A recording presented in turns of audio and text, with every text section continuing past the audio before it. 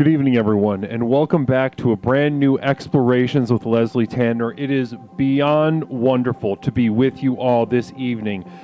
I have spent the past week and a half in an absolute blissful hell, a torment of extreme and orgasming, and I have one question. Is Cunnlingus demonic? That and much more on Explorations with Leslie Tanner.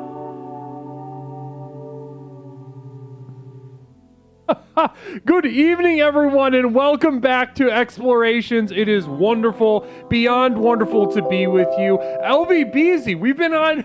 I've been on the screen for 2 seconds, already hitting us with that subscription. Namaste to you. Welcome back, Hate MP, you bitch. Welcome back to you. Namaste to you. Namaste to every bitch in chat this evening. Namaste. Hello, we are back. My name is Leslie. I am the host of Explorations with Leslie Tanner. Peppercorn, great to see you too.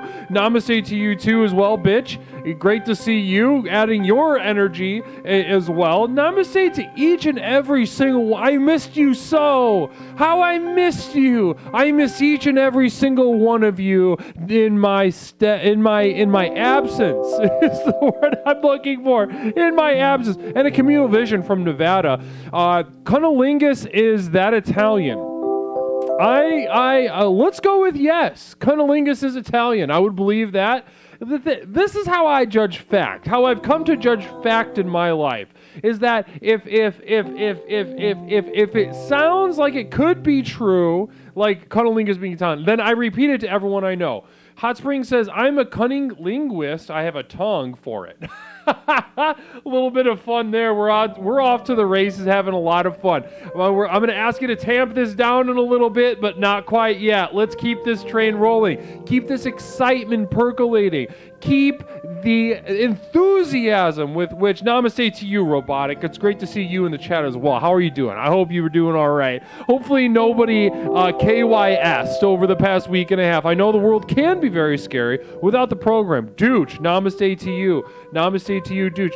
Dooch says experts don't get to eat pussy. And that's 100% true. If I were the president of pussy or of Cunnlingus or of mouths or of experts, I would absolutely ban under threat of death the eating of pussy by anybody declaring themselves an expert of anything. I'm sorry. You just lost your pussy eating privileges. Are you an expert? Are you a health expert? Namaste. We have another hype train. We have another communal vision from JJ. JJ sharing with us hype train pog. Namaste. Hype train pog. Wonderful to hear that. How is the audio synced up? No, it's not. Give me one moment. Let's fix this. And have a seamless, perfect night. The thing is that you can strive for perfection, and we should all strive for that perfection because it's real and attainable. And if you don't know if you can't do it, then there's something wrong with you. There's no fabric of the universe that's ultimately flawed. Those Indians that would put the fuck-ups in their blankets as like a demonstration of the flawed fabric of life and reality, I'm sorry, but that is so fucking stupid. When I think about it, my stomach gets upset, and if I think about it too long, I will get a nosebleed. Namaste. Namaste to you, Craig. Craig, what's up? Craig, I missed everybody. It feels so good to be back. Here we are at Explorations. My name is Leslie Tanner, and I am the host of Explorations with Leslie Tanner. And tonight we're off to a very hyped up start. I can feel the energy right now. It is percolating. It is electric. We are discovering electricity, as they say. As they said in the past, when Thomas Jefferson discovered electricity with a boner out, and I'll bet he got hard. When he was struck by lightning. Hot Springs. What do you call a Roman warrior after oral sex? Gladiator. Let me think about that. What do you call a Roman warrior after... And Jason Melton, rating us with 3.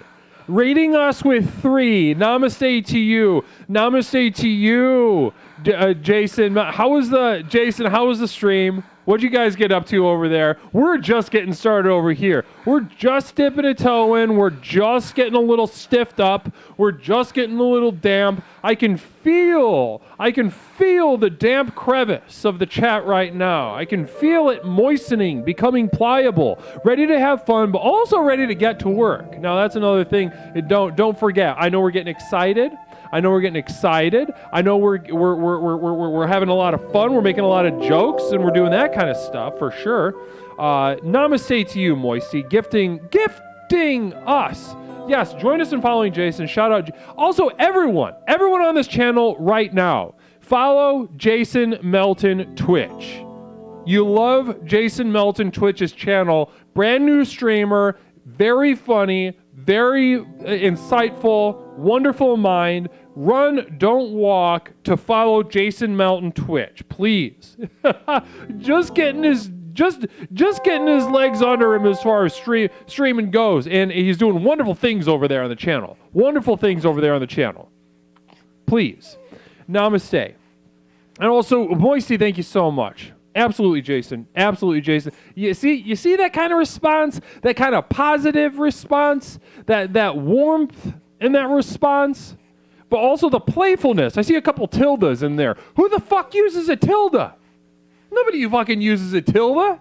Now, that's the kind of energy that you can expect at jasonmeltontwitch.com. 1-800-jasonmeltontwitch.com. You'll expect that energy of the tilde. Ups and downs. And where is it coming from? It makes me uncomfortable a little bit, but also harkens back to an internet of yore, where expression was freer, wasn't it? It was freer. Yes, exactly. Hayden Pre, bringing us back to the days where you could express an ejaculating cock with just a simple couple symbols, and using the tilde, therefore, to signify ejaculant or cum, as they say. That's the kind of street term. I know we use it, but it's easy to forget. It's easy to forget who we should be thanking when we use the word cum. We should thank the indigenous peoples. Also, first stream of Women's Month. Thank you, women. Can we get some shout out for the women? Can we get some shout out for women in the chat? Shout out for women. Shout out for the divine feminine. Shout out to expression of femininity. Namaste. We got some boos. That's so funny. We're gonna get into it tonight. We're gonna give you some reasons to boo feminine energy tonight for sure. We're gonna crack that nut wide open and get really savor the tannins therein. Yes for pussy. Namaste to each of you. Now listen. Let's keep this excitement high. Listen. In our expressions of creativity, as we do, and I want you to keep that up because what we're going to do with that is that we are going to simply add this. We're an avalanche. We're beginning the avalanche now, top of the stream. We are going to continue this energy to the bottom of that mountain. To the bottom of that mountain, here we come. And we're at the tippy top. The air is thin. The snow is light. But it's about to get very heavy and very serious. Because what I have to talk to you tonight, Communal Vision, namaste, from Hot Springs, if you don't like oral sex, you should keep your mouth shut. You should, unless, you know, I can imagine some situations that you can't even say the word on Twitch.tv. You can't even say the word on Twitch.tv of some situations in which you might be giving oral sex. Whether you want to or not. I can't even say the word. I want to so bad. But it's probably for the best, you know, because there's an old philosophical tradition, and I don't blame Twitch.tv. Yes, they control our speech. Yes, they control the way a lot of adults communicate with each other. However, old philosophical tradition goes back to the ancient Greeks, the dawn of what we consider to be civilization.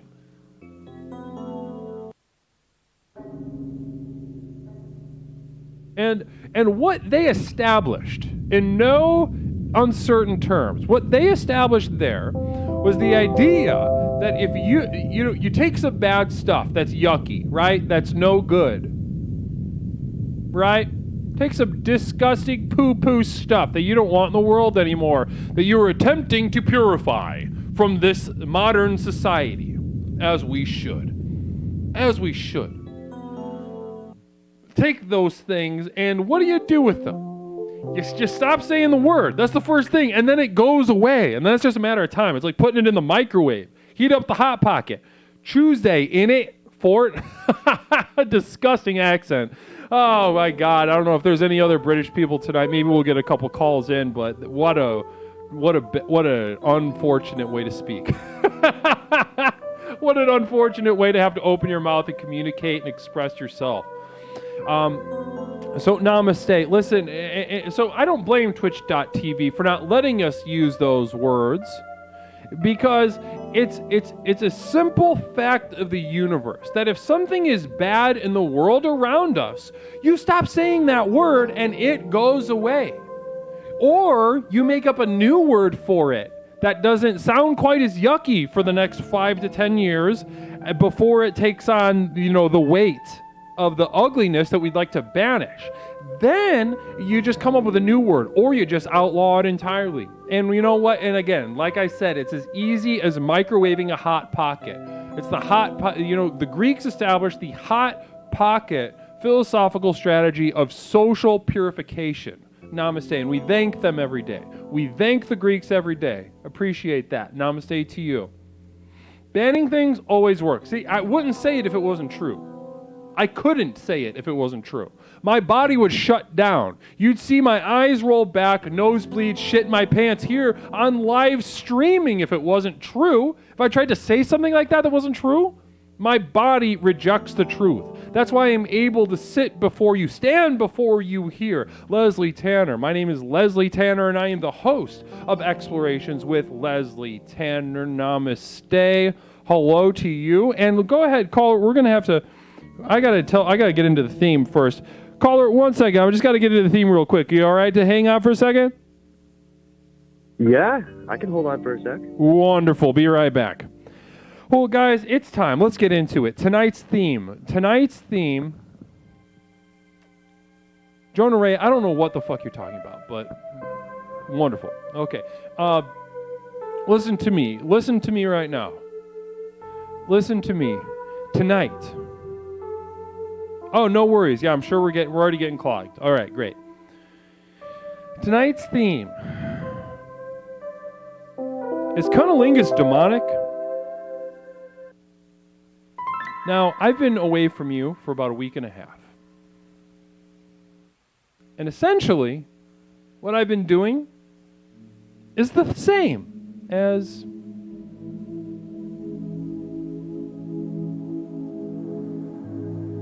a Moses at the mountain, or Moses, yeah, that's the guy. Moses at the mountain top, meditating, or Jesus in the desert, fasting, meditating, thinking, being, enduring, burning bush, lighting a bush on fire.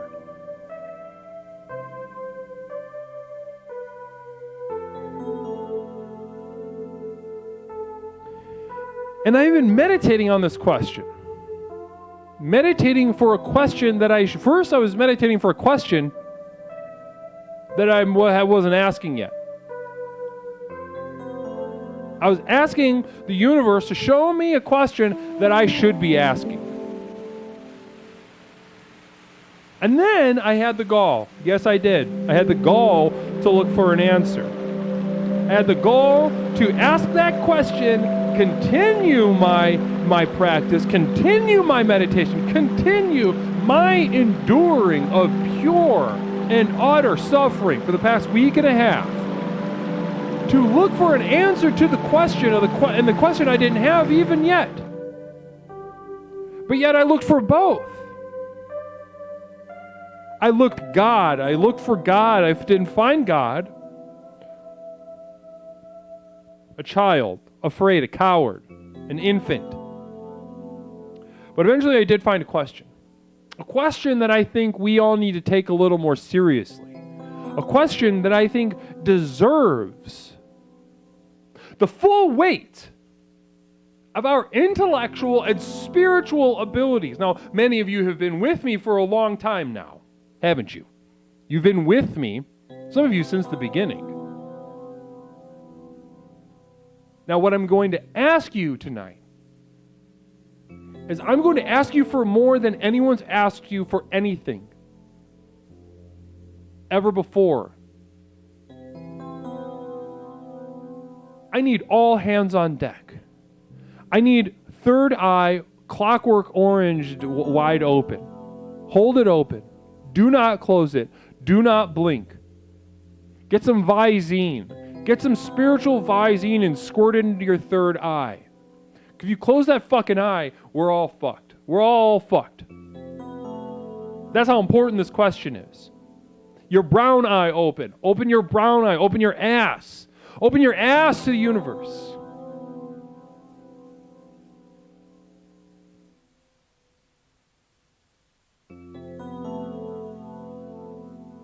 What we're going to talk about tonight is Cunnlingus demonic? Now, after I left my isolation, I didn't go up to a mountain. I didn't do anything. I was in my apartment. I was in the laundry room, which is in the basement of my apartment, just kind of not eating, not bathing, but a perfect place for isolation. N-Log is sunning her perennial. Namaste. Namaste. What a picture. What a picture to paint.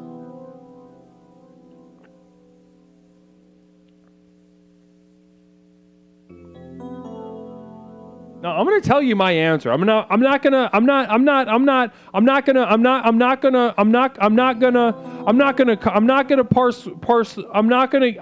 get lost in the weeds here. I'm not gonna jerk you off. All right? I'm not going to masturbate you. I'm going to tell you the Straight Talk Express right now as I sit before you. Do I have an answer for me? If Cunnlingus is demonic? Yes. Yes, it is. And let me provide you with some context before we get into calls. I meditated on our society such as it is, and inheriting through the centuries, through the millennia, everything that's led to us right here, right now with each other. This Western modern society largely. I don't know if anyone's joining us from some kind of shithole somewhere, but I don't know if you even understand what you're looking at. Maybe just sit back and check it out. This is for everyone that lives in a place that's not like that. Not you know.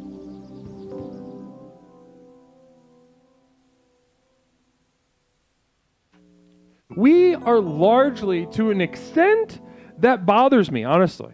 But I must be honest with myself about the situation.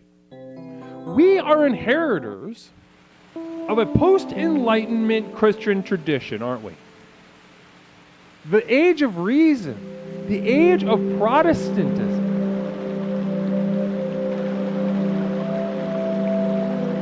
And we view this world as able to be purified through the gift of reason. This is all bullshit. Ultimately all bullshit.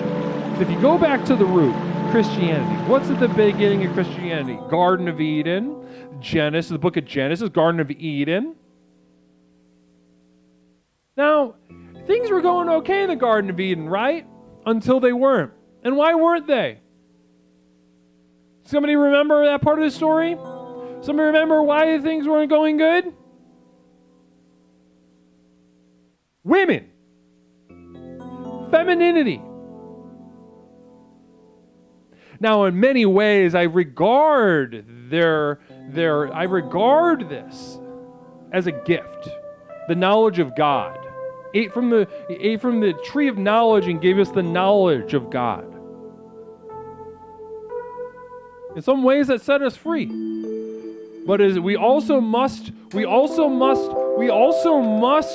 we be honest with ourselves There is no purer distillation of demonic, evil energy on this planet than the feminine. And that goes, so, you see how I went from women to feminine? Because trans women, I don't know if we got any trans women in the chat right now, but heads up, I'm talking about you. Demonic. And Hot Spring says, as a priest, I always ask the ladies if they are ready to have oral or exorcism sex. They say, you have my consent. Oh, that's okay. It took me a minute to get there. I'm not good with jokes. I don't get that kind of stuff. But it's, yeah. It's because Adam's friend Steve.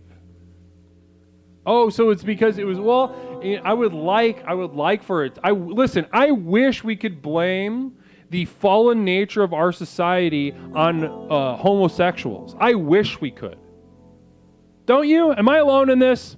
Don't you wish you could blame everything on gay people? Wouldn't that just be nice and tidy? Kind of just dust the dirt off your hands? Nope. Nope, though. So tonight, not only are we going to discuss this demonic nature of women and how we are gifted, how they gift us all with their demonic presence, but we are going to talk about maybe the most demonic thing under the sun, Cunnlingus. Namaste. Is Cunnlingus demonic? I say yes. Maybe somebody else says... Maybe somebody else says no. I don't know. Let's open up the lines.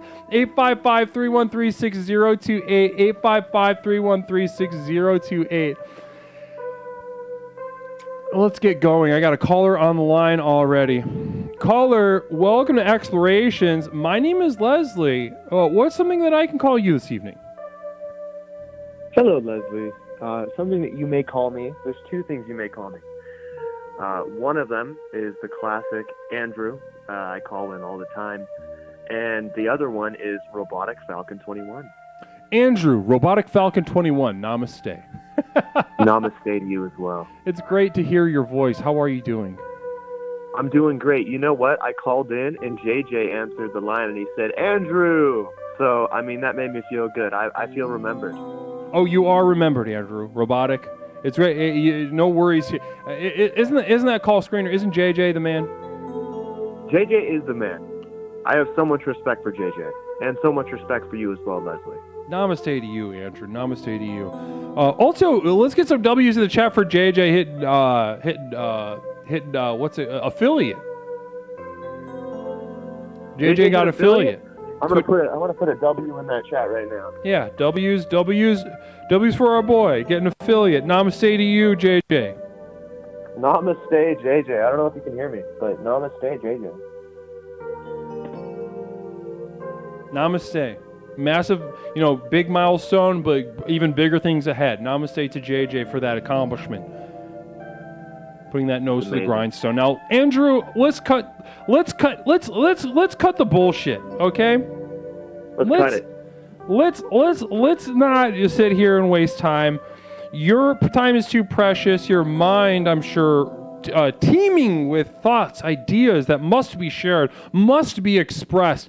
Tell me, what do you think about Cunnlingus? Let me tell you something, Leslie. I've been practicing this conversation in my head for a little bit now, while waiting on hold.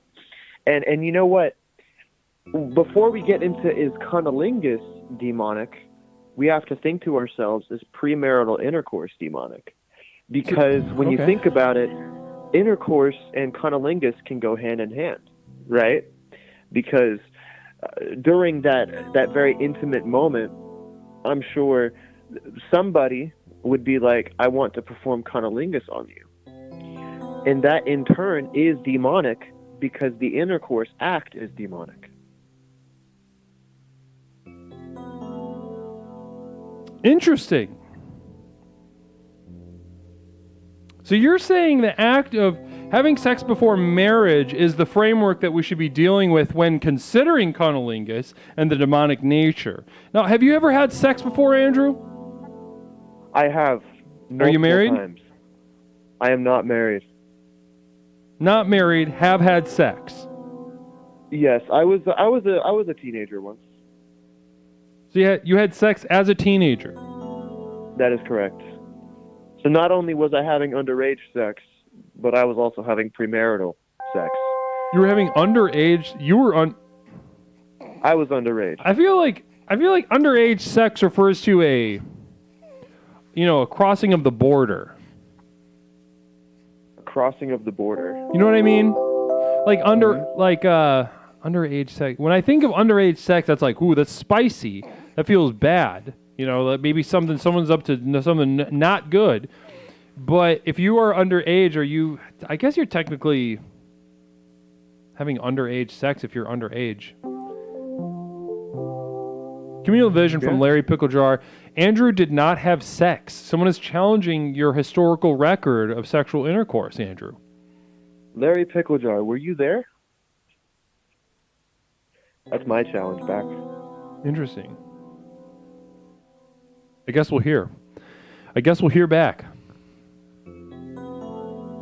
We will hear back.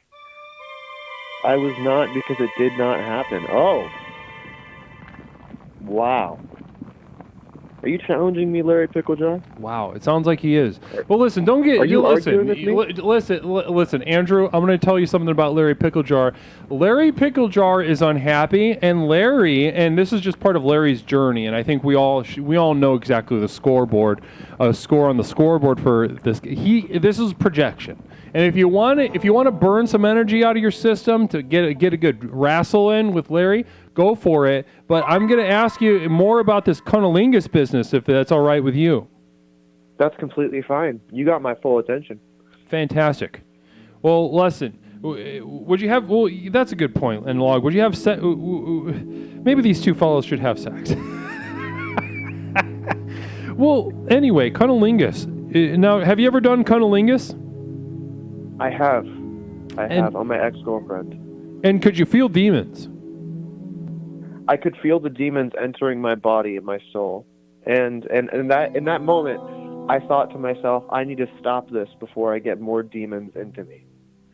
And we left the house. We went straight to the church and we repented. We repented and we were forgiven, and those demons have left my body. And thus, now forward, I will never perform cunnilingus ever again. I can't tell you, as somebody who holds cunnilingus to be demonic on this, our first stream of Women's Month, I can't tell you how heartened I am to hear that you will be abstaining from cunnilingus, Andrew.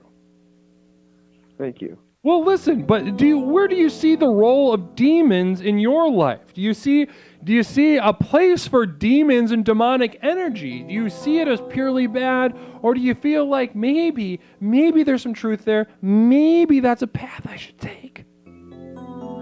There was a time in which I thought that maybe it was a path I should take. I was thinking to myself, I was like, I want to be a rebellious teenager and do this and accept these demons into my life. But now that I've grown and I've thought about it, I feel as though it is very wrong and disrespectful to allow these demons into my life and control me. You couldn't handle it. Yes. Okay, interesting. So and would you consider yourself good at eating pussy? I would, yes. And what's your approach? So I've heard people tell me specifically the approach that you need to take is spell the alphabet with your tongue. I've tried it and it works, but my approach is sort of the Chat GPT of eating pussy. Yeah. Chat GPT of eating pussy. Never heard that one before. I just thought of it. You did. I respect it. I was inspired by our conversation and the universe surrounding us. But continue on your line of thinking. I'd say my approach on eating pussy is you go down and, you slightly lick. You just lick. Go for it. Start licking. Sucking even. And after a little bit of time, Hot Springs, Andrew Dice Clay wants his joke back. More capital T. I don't get it. I don't get it, Hot Springs. But continue. After some time, I think you start to think about other things other than eating pussy. You start to think about, oh, maybe in this moment I would want to engage in this full-on intercourse. But that's the demonic thoughts going into your head, telling you about premarital intercourse.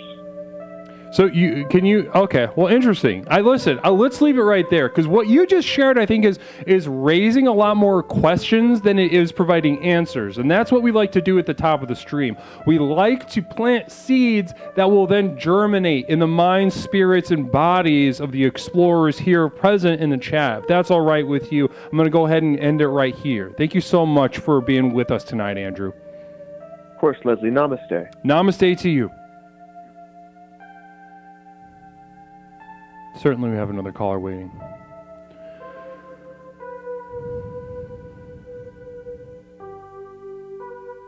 Hot Springs with another one. Here we go. Another communal vision from Hot Springs.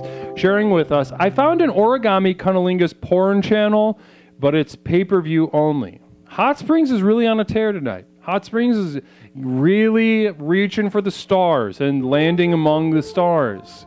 Or whatever that is. Something in that realm, reaching for the above and just kind of, some end to that makes it impossible to fuck up. Or he's not, whatever. Hot Springs, you're doing it. And appreciate that so much. Bless you. Namaste. 855-313-6028. 855-313-6028. I saw some pretty interesting comments in the chat. Interesting comments in the chat about how someone's clit was inverting. I think that's some valuable information to hear someone speak about eating pussy in the way that Andrew just was, and somebody's saying my clit is inverting. I think that really points, a specific direction. I would imagine negative. But I don't have a clitoris. I have a penis and balls. I'm a man and I love being a man.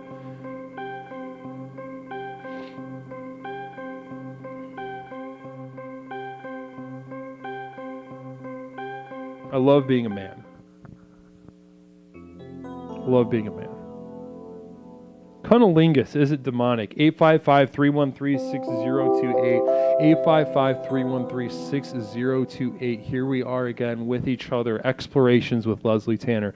My name is Leslie Tanner, the host of Explorations with Leslie Tanner. Asked how to eat pussy, clit should be the first word out of your mouth, says Civic. So Civic shared with us that if you're going to give a TED talk, so to speak, on eating pussy, the very first word that should come out of your mouth is just clit. You got a crowd of 400, you got a lot of things you could say, you should say clit first. Caller, welcome to Explorations. My name is Leslie. What is something I can call you tonight? Sorry, hold on one second. We're getting communal vision from Hot Springs. What's the difference between Larry Pickle Jar and a rectal thermometer? The rectal thermometer tastes better, meaning that it's covered in shit. And Larry Pickle Jar, I guess, is covered in something worse than shit. I don't know. In terms of a real punchy joke, it wasn't as good as the other ones. I mean, who am I to say? I don't really understand comedy, but I appreciate your efforts. Caller, welcome to Explorations. My name is Leslie. What is something that I can call you? N-log. Nlog, welcome back. How are you? Good. How are you? Oh, I'm doing great. I feel so good to be back on to this fabulous website, twitch.tv. Absolutely. I missed your stream. Do you ever take breaks? From streaming? Yeah. How long? When was the last week-long break you took? I have one coming up. Coming up? Are you going on a trip, or are you just saying I physically cannot fucking be on this website right now? Yeah, I'm expecting my heart to just kind of give out. Yeah. Your heart just will fail. You're sensing like an organ failure. Yeah, I thought it'd be funny if it happened live. At least it would be content, but you can't plan these things. That honestly would. It would probably crush. All about the content. Well, Nlog, listen, let's get right back. Let's get right down to it, because tonight we're talking about something that is really stirring a lot of passions in the chat in a lot of different directions. There's a lot of different feelings and thoughts that I've been noticing, and we just heard from a guy who I'm not completely convinced has had sex or eaten pussy before, but so we got that perspective cataloged, logged away in the archives. Now let me ask you the question: is Cunnlingus demonic? I would say it depends. And I think it depends on who is receiving. Because I have both given and taken. Okay. So we and I don't know if that's a perspective that's why I called, because I wasn't sure if that perspective was in the chat, if people have gotten both ways. Wealth of experience. Yeah. So I would say, in my experience, when I've given it has not been demonic in my experience, but I have had some demonic experiences from men who have given it unto me. And I would say it all comes down to knowledge, but also confidence. And not confidence that somebody who knows, who feels good about what they're doing. It's people who are confidently wrong, which reminds me of the last caller that we had. Okay. Interesting. It's that confidently wrong attitude that just shrivels my, you-know-what right up. Shrivels your you-know-what. And let's leave. I love the use of you-know-what. I love, because it really leaves so much to the imagination. So let's just imagine a part of Nlog. Imagine a part, whatever part you want, just imagine it shrinking. Continue. Yeah, so basically I just think it depends on the energy that you're putting into it from your mouth. I think that's where I'm going with it. Interesting. So would you say in this you brought up that you've received demonic Cunnlingus, and would you categorize this demonic Cunnlingus as somebody who was confidently wrong? Yes. That it's somebody who thinks that they were amazing at what they were doing, when in fact it felt like somebody stuck a fish that was barely alive, tail facing me, and it was just kind of flopping around and slowly dying. So, and not even that enthusiastic, it sounds like. No. So not a fish just out of water. A fish that's been out of water for maybe about a minute. Yeah, it's just kind of sitting in a bucket without water.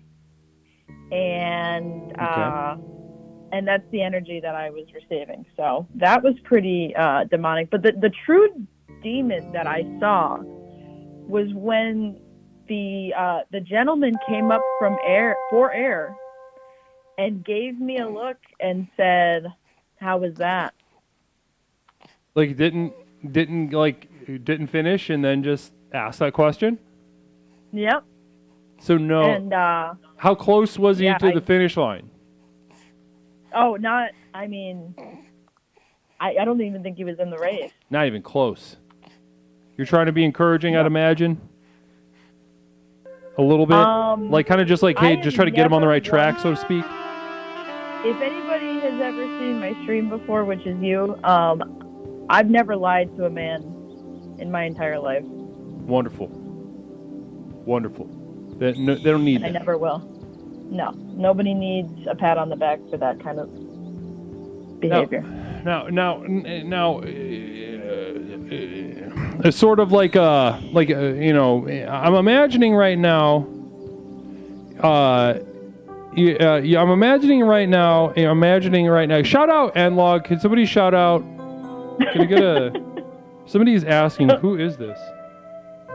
Like, I'm trying to type it out. Now everyone's gonna be imagining my you know what if they see my yeah. Let's finish this conversation first, and then I'll do the shout out. Yeah, please. Listen, I need. Can I get it to a second to just meditate on what we've discussed? Absolutely. Okay.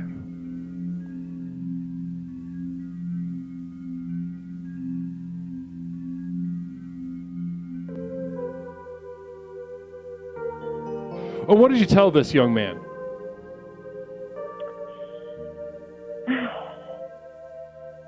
I think I just said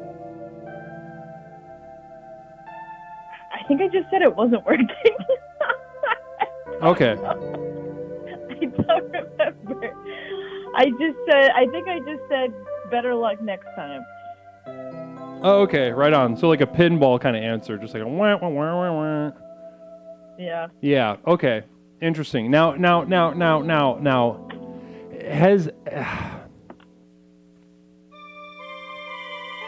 and this is what you'd consider demonic. You're saying no woman has ever given you a demonic Cunnlingus. That's the thing. I haven't received Cunnlingus from a woman. I've only given Cunnlingus I see what's going on. to a woman. So in giving, you've never consciously experienced the presence of a demon. No, because well, I made her come. And you didn't experience a demon when she came? No, it was more like an angel, Leslie. An angel. Interesting. Yeah. Angel, what? Now, listen, last question for you, just because there's a wealth of seeds that have been planted tonight, Nlog, and what's the difference between an angel and a demon, in your opinion? If you had to write a little pamphlet about it. I'll tell you one thing. A penis. A penis. Oh, that's so fun. You know, I think let's do it. Let's leave. Let's period. End of the sentence. Let's put that seed firmly into the moist soil of our community and let it germinate, because you just put a real nice firm ending to what we've been discussing. Absolutely. Both kind of energetically and also thematically. Now, is there anything else that you'd like to share tonight, Nlog?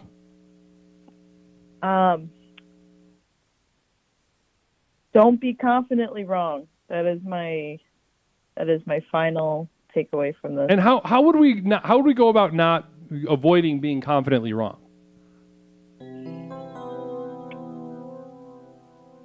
Having made, honestly, this one's to the ladies. Don't lie to men and tell them that you finished if you didn't, because this is going to give people a fucking false sense Hot of Spring says, what do you give a woman to stop her from pride. giving blowjobs wedding cake? That's like you just copied that off the internet. Sorry, so continue. Nlog, continue. You say not to lie to men about the quality of their pussy eating. Yeah. It Interesting. makes them think that they're better than they are, and then they go around to other people and think that they're the best at giving head because one woman said that it was okay. So just don't fake it. You can fake it till you make it, but don't fake it till you finish. And I'm gonna put that on T-shirts across America. That had a nice little gallop to it. Absolutely. Namaste. Thank you so much, Elmon. I appreciate you being so generous tonight with your time and energy. Love you, Leslie. Bye. Love you, Enlog. Have a good night. Hopefully everybody saw that post, Enlog. Go follow Enlog if you haven't. Very fun, very chill, but also very funny. Caller, welcome to Explorations. Hold on one second. We're getting a communal vision from Moisty Unicorns. My wife asked me if I've seen the dog bowl. I said I never knew he did. Caller, what do you think about that? Not good. Not good. I just had like a really demonic face of that. I didn't like that. Hated that. Really did not like that, Moisty. So maybe back to the drawing board, because that was, it took me about an hour to understand what you're saying, because again, I have a very concrete mind. I don't understand word play or abstractions and the like, so maybe that one's for a different audience. Now, caller, first of all, welcome to Explorations. What can we call you tonight? Thank you. You sound familiar. You can call me Tori. Tori, welcome back to the program, Tori. How are you? Doing great. How are you? I'm happy to see you back up and streaming. I know. It feels beyond good to be back. I feel so joyous and so thankful to be back here. Good. I'm glad.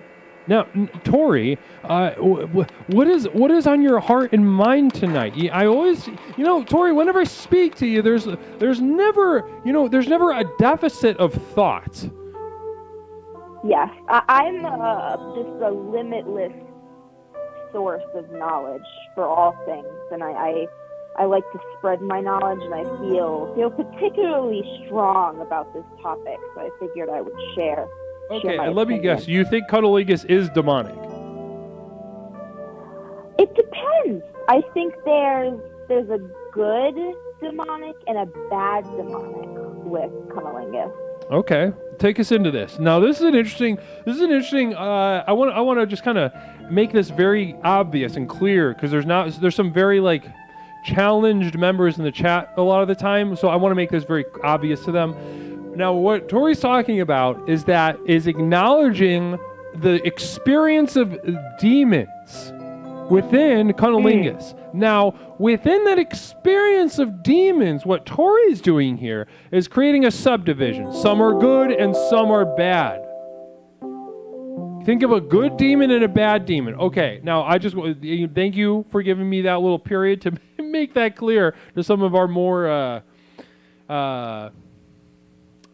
intellectually under-resourced, experiencing an intellectual however you want to say that. You take us home. Take us into this. What is the difference between good and bad demons when it comes to Cunnlingus?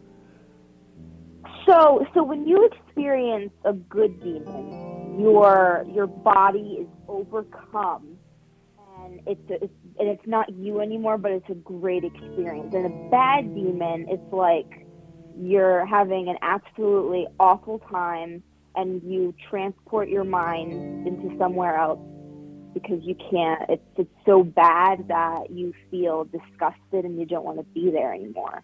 But unfortunately, I can't teleport, so just my mind has to teleport, and the demonic energy helps me do that, So sometimes the demonic energy makes you feel like you don't want to have Cunnlingus performed on you, but then sometimes the demons really just take you into Narnia in terms of terms of pussy eating. Yeah, like in the Lion, the Witch, and the Wardrobe would just transport me into the closet. Right? It's great. Yeah, you're meeting Aslan, you're meeting Tumnus, you're meeting who the fuck else knows, Yep, Voldemort, the whole crew. Voldemort, fucking Metroid Prime, you're meeting fucking Decepticons and shit. Yeah. Honestly, this might be a controversial opinion. I feel like Voldemort would give some good demonic cunnilingus. You know, I'm gonna agree with you. I think it would Yeah. really he'd really fucking. I feel like he would start like going. Let me think about this.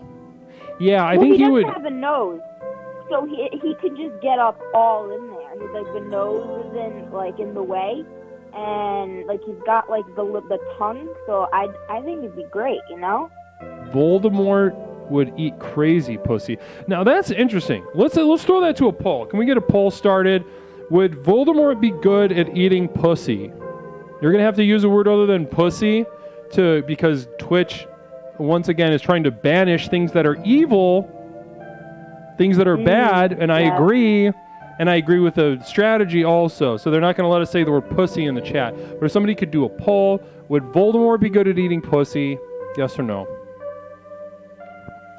Now, do you think he would cheat and use magic, or do you think he's just got some real kind of just excited to be there kind of energy once you put a pussy in front of him? I don't know. I think it depends on who the owner is of the pussy. I mean, if they complain, or I don't know, he feels like he's not getting like good energy back. Maybe he would use his magic. But I mean, if the energy is there, I think he would be okay just not using his magic. So you think he would pull on magical talents only if like the vibe wasn't there? Yeah, if the vibes are off, I think he would pull on the magical talent. Now listen, chat, go ahead and make your voice heard. There's a poll up in the chat right now. Would Voldemort be good at eating P for pussy? The letter P. Make your voice heard right now. It's too early to call. It's about tied up. So do you think Voldemort would go crazy and just be like excited? Or do you think he would be lazy? You think Voldemort's the kind of guy that only gets his dick sucked and is like, ew, I hate, like, kind of like a ew, I don't want to eat pussy, yucky. I'd like to reply to the statement that was just made in chat, implying that I have never ridden on a big nose, and I have to disagree because I have, and I understand what she's saying, where yes, it would be great if Voldemort had a nose, but I think in the sake of Voldemort, because he has the tongue to compensate, I think the nose, it's okay that he doesn't have a nose. I just wanted to make sure that the person in chat knew that I have all of the information when I'm answering these questions.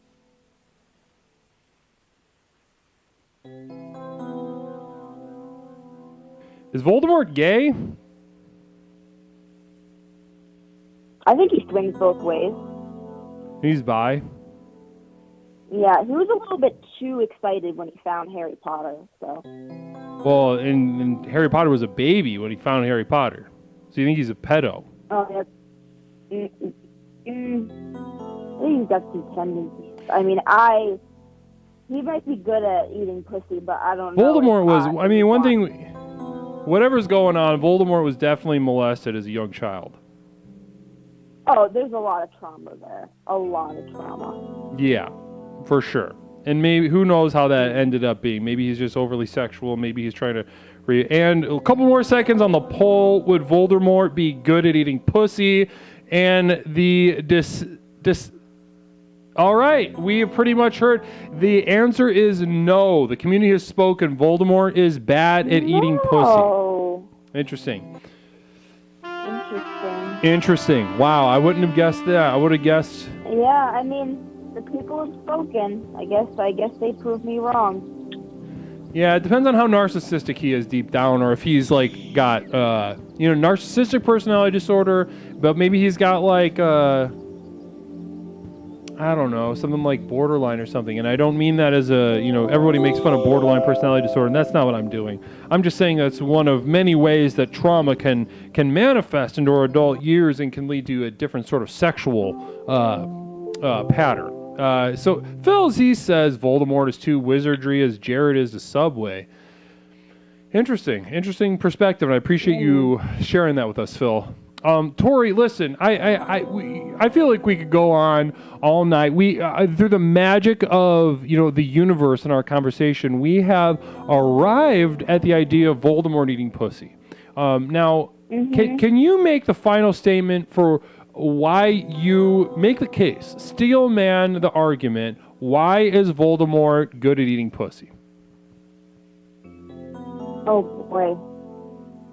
I mean, he seems like a guy that isn't afraid to get down and dirty, and he has the snake tongue that seems like he has a lot of power over. He can hone a lot of thought into the tongue, and he's also got like a wand. I mean, I don't know, and I feel like he wouldn't be afraid to try some new things, and I think he would be okay with another powerful energy to enjoy that act with. So he wouldn't be afraid of a powerful pussy, let's say. Interesting. Okay. Well, I think that's. I've literally never had this thought before, and I bow to the divinity and the inspiration therein of your spirit and mind in bringing this vision to us tonight, Tori. You're so welcome. I honestly did not think that we would talk about Voldemort either, but here we are, and I think it was a good thought to bring to this conversation tonight. Namaste to you. Namaste to you, Tori. I really appreciate your energy. Thank you for being so giving with yourself tonight. Of course. Namaste. Namaste to you. Bless you. Bless you. Namaste. Namaste. Well, interesting. I think, see, if I were going to put two ideas head-to-head, debate-wise, and settle this in a sort of public forum of whether Voldemort is good at eating pussy, I'd certainly take Tori on one side, making that argument, all this, like that stuff about, being powerful, but also being, drawn to other power, and two demons just having at it. I imagine the vagina as a demon portal to hell, and so I would imagine maybe Voldemort would be like, let's go. Hot Springs, receiving oral sex from an ugly person is like rock climbing. You should never look down. Interesting. Don't look down, he says. Don't look at their face. Because if you have an ugly woman, eating your shit, or if you have, maybe just a fucking like a burn victim, like slurping your shit down, then don't look at it. Just enjoy the experience. Anyway, so like I was saying, if I was going to have a public debate, a sort of, sort of Chomsky versus Foucault sort of debate where, they talk at each other and nothing is really accomplished, but it's really interesting to watch still. I would put together our friend Tori here, Explorer, Sister Tori, and I would put that against Jason Melton. Plum, what's up, Plum? How are you? It's been so long since I've talked to you. How are you, Plum? Namaste for this sub. Bless you. Bless Plum. Shout out Plum Stump. I assume most people that are here are aware of Plum Stump, but just in case, shout out Plump. Anyway, to finish my thought, listen. I must finish this thought because it feels so important. I put Tori head to head against Jason Melton Twitch, who said, as a counter argument, would Voldemort be good at eating pussy? Tori in the yes camp, in the Chomsky camp, and in the Foucault camp, we have Jason Melton Twitch sharing Voldemort doesn't eat pussy because he's smart. I think there's something to there. I think there's something to that. I think I'd love to see those ideas really get extrapolated out. Always good to see you, Plump. It's for real. It's good to see. It's to see your name pump me up. Shout out Plump. Can we get a shout out for Plump, please? Can somebody shout out Plump, please? Namaste. Caller, welcome to Explorations. My name is Leslie. What is something that I can call you? Oh, hello, Leslie. It's Reggie. How are you? Oh, Reggie, it's great to hear from you, Reggie. I'm doing wonderfully. We've been discussing Cunnlingus and whether it's demonic tonight. Now, I don't think you've probably ever done Cunnlingus before. Am I wrong?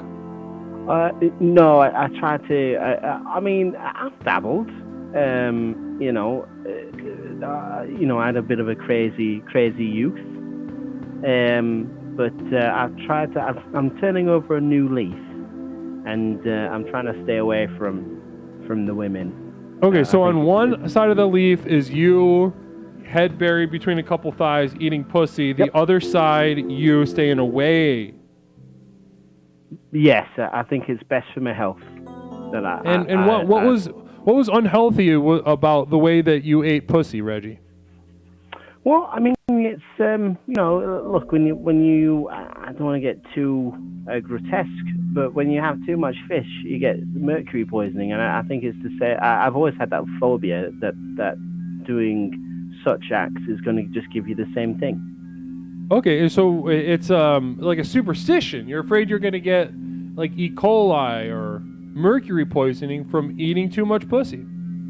Yeah, I mean, I like to look at documentaries such as like Forrest Gump. He slept with a lady and then she died, and it's very dangerous. I don't know. I just think there's clearly some. I hate to kind of use your language. There's a little bit of demonic things, going on there, and they try and purge themselves once a month, and clearly they're trying to just do something. I don't know. I just think the act is appalling, and I personally couldn't do it. So you've just matured into thinking that it's appalling. And let me inquire a little directly to answer this question that we're meditating on this evening. Is Cunnlingus demonic? Did you have any sort, even vague and subjective experience of the presence of demons while you ate pussy before? Yeah, I mean the sounds in which the ladies make when you're doing it, it's almost like. Can you give us an example? Yeah. Go ahead, do that again. Do it for like a little bit. Like get into it. Just throw myself in. Throw yourself in. Give yourself a good 15 to 20 seconds of kind of really getting going for it. I'll count. You go. And go. All right. Yeah. Oh, yeah. Oh, don't use your teeth. Oh, bing, bing, bing, bing, boom. Ooh. That's kind of racist. No, that's all right. It's not you. We're talking about the type of woman that you perform Cunnlingus on. I think it falls into the narrative of, again, demonic. They're clearly doing bad things. It's, it's almost like a key, and I've just unlocked it. And that's the thing. My tongue was the key. Again, this is why I've sworn off of it. I'm not going to do it anymore. Can't do it.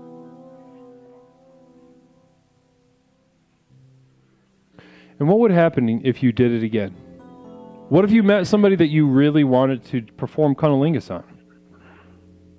What would you do? What's the game plan? Well, I think, look, I think, the good thing is that I've, so with the loss of my equipment, I have invested in robotic equipment, and I would hope that I would be able to appease someone with these new apparatus that I have, with the fancy new gizmos that I've invested in. So when they're like, go down on me like the Titanic, I'd be like, "Oh, back off there, Betty. How about I switch on the little vibration module?" You know? Okay, so you have some gizmos and like a whole like kind of a old timey Rube Goldberg thing to set off that eats pussy instead of you. Yes. You know, I'm like, "Oh, look at the shiny toy." You know, trying to distract. I imagine they're like felines. Interesting. Very interesting. Okay. Well, I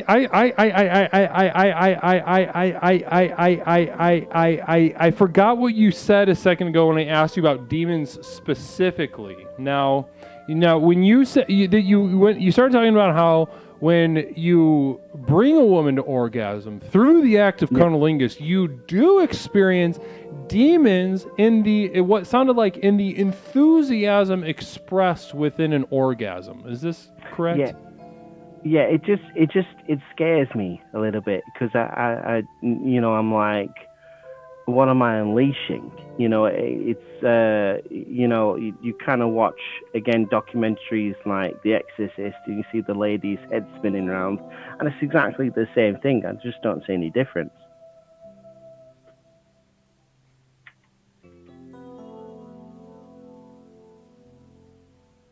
What are you unleashing?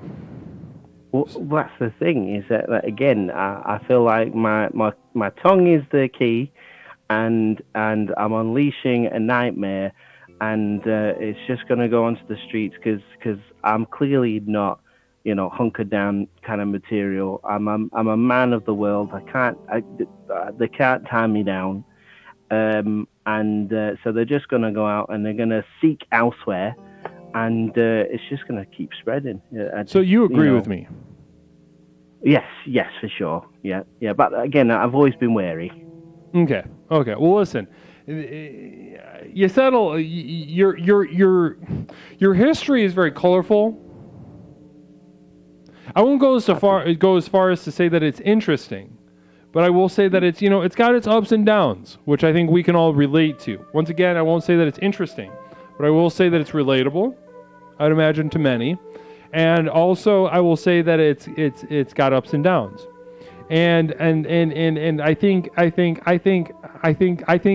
what I'm most heartened to hear from you though, Reggie, is that through the entire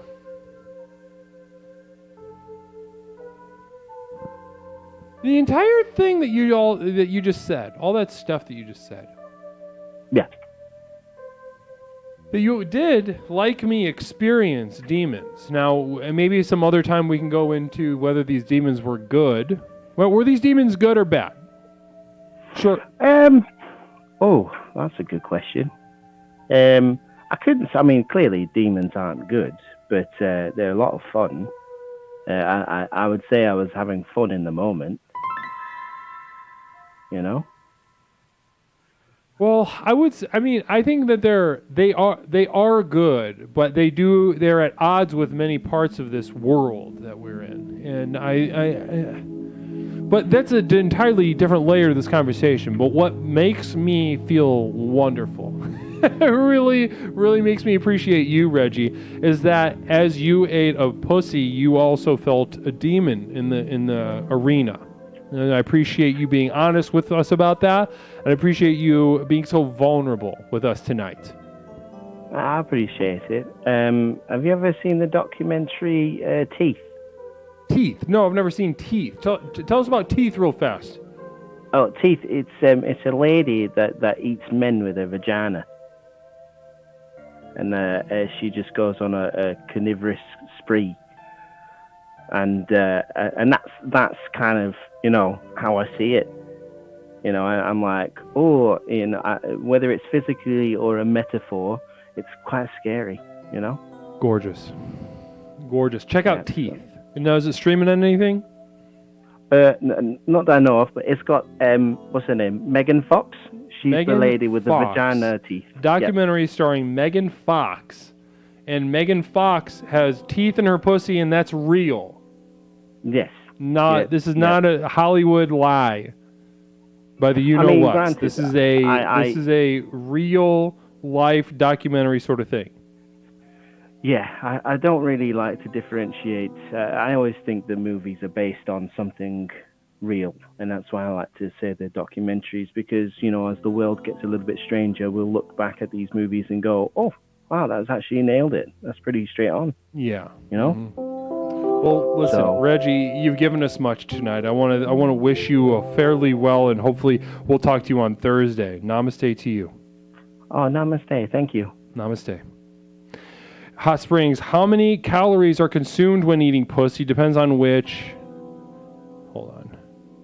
Depends on which direction she wipes. Oh, like if you're eating poop. That's pretty good. Okay, so listen, I'm going to answer this. Caller, would you mind holding on just for a second? Indeed. Indeed. I know who this is, but hold on one second. I got to piss. Pee away. Moist Unicorn says, I've been taking Viagra for my sunburn. It doesn't cure it, but helps keep the sheets off my legs at night. Somebody needs to be careful when tanning their legs. Someone needs to be careful when tanning their legs. But good luck with your hard-ons. I'm happy for you to experience the full glory of an erection. Bless you. I'm going to take a piss, and I'll be right back, and we'll continue with this next caller answering the question, is Cunnlingus demonic? Let's put this question to bed tonight. We're going to answer this question. We're going to do a poll, and we're going to put everybody's arguments head-to-head, and we're going to poll and decide whether it's demonic tonight on twitch.tv. I got to piss, though. Be right back.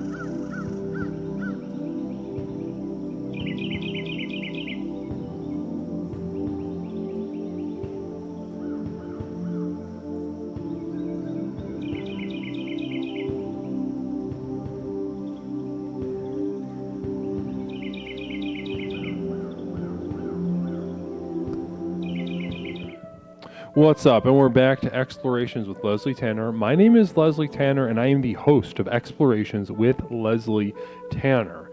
This is the program with which we explore the universe both within and without to unlock the true potential of our mind, body, and spirit.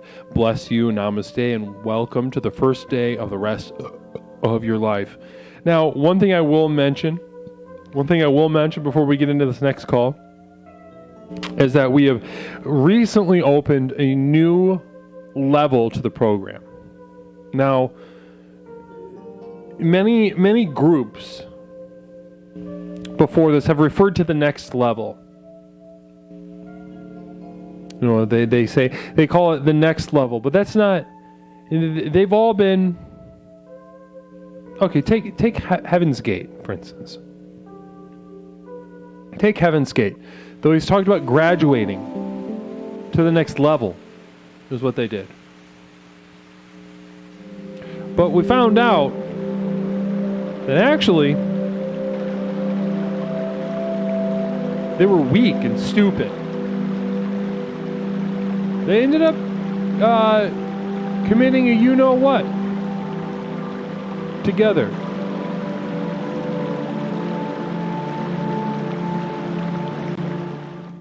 Not sad at all. I'm not sad about their lives at all.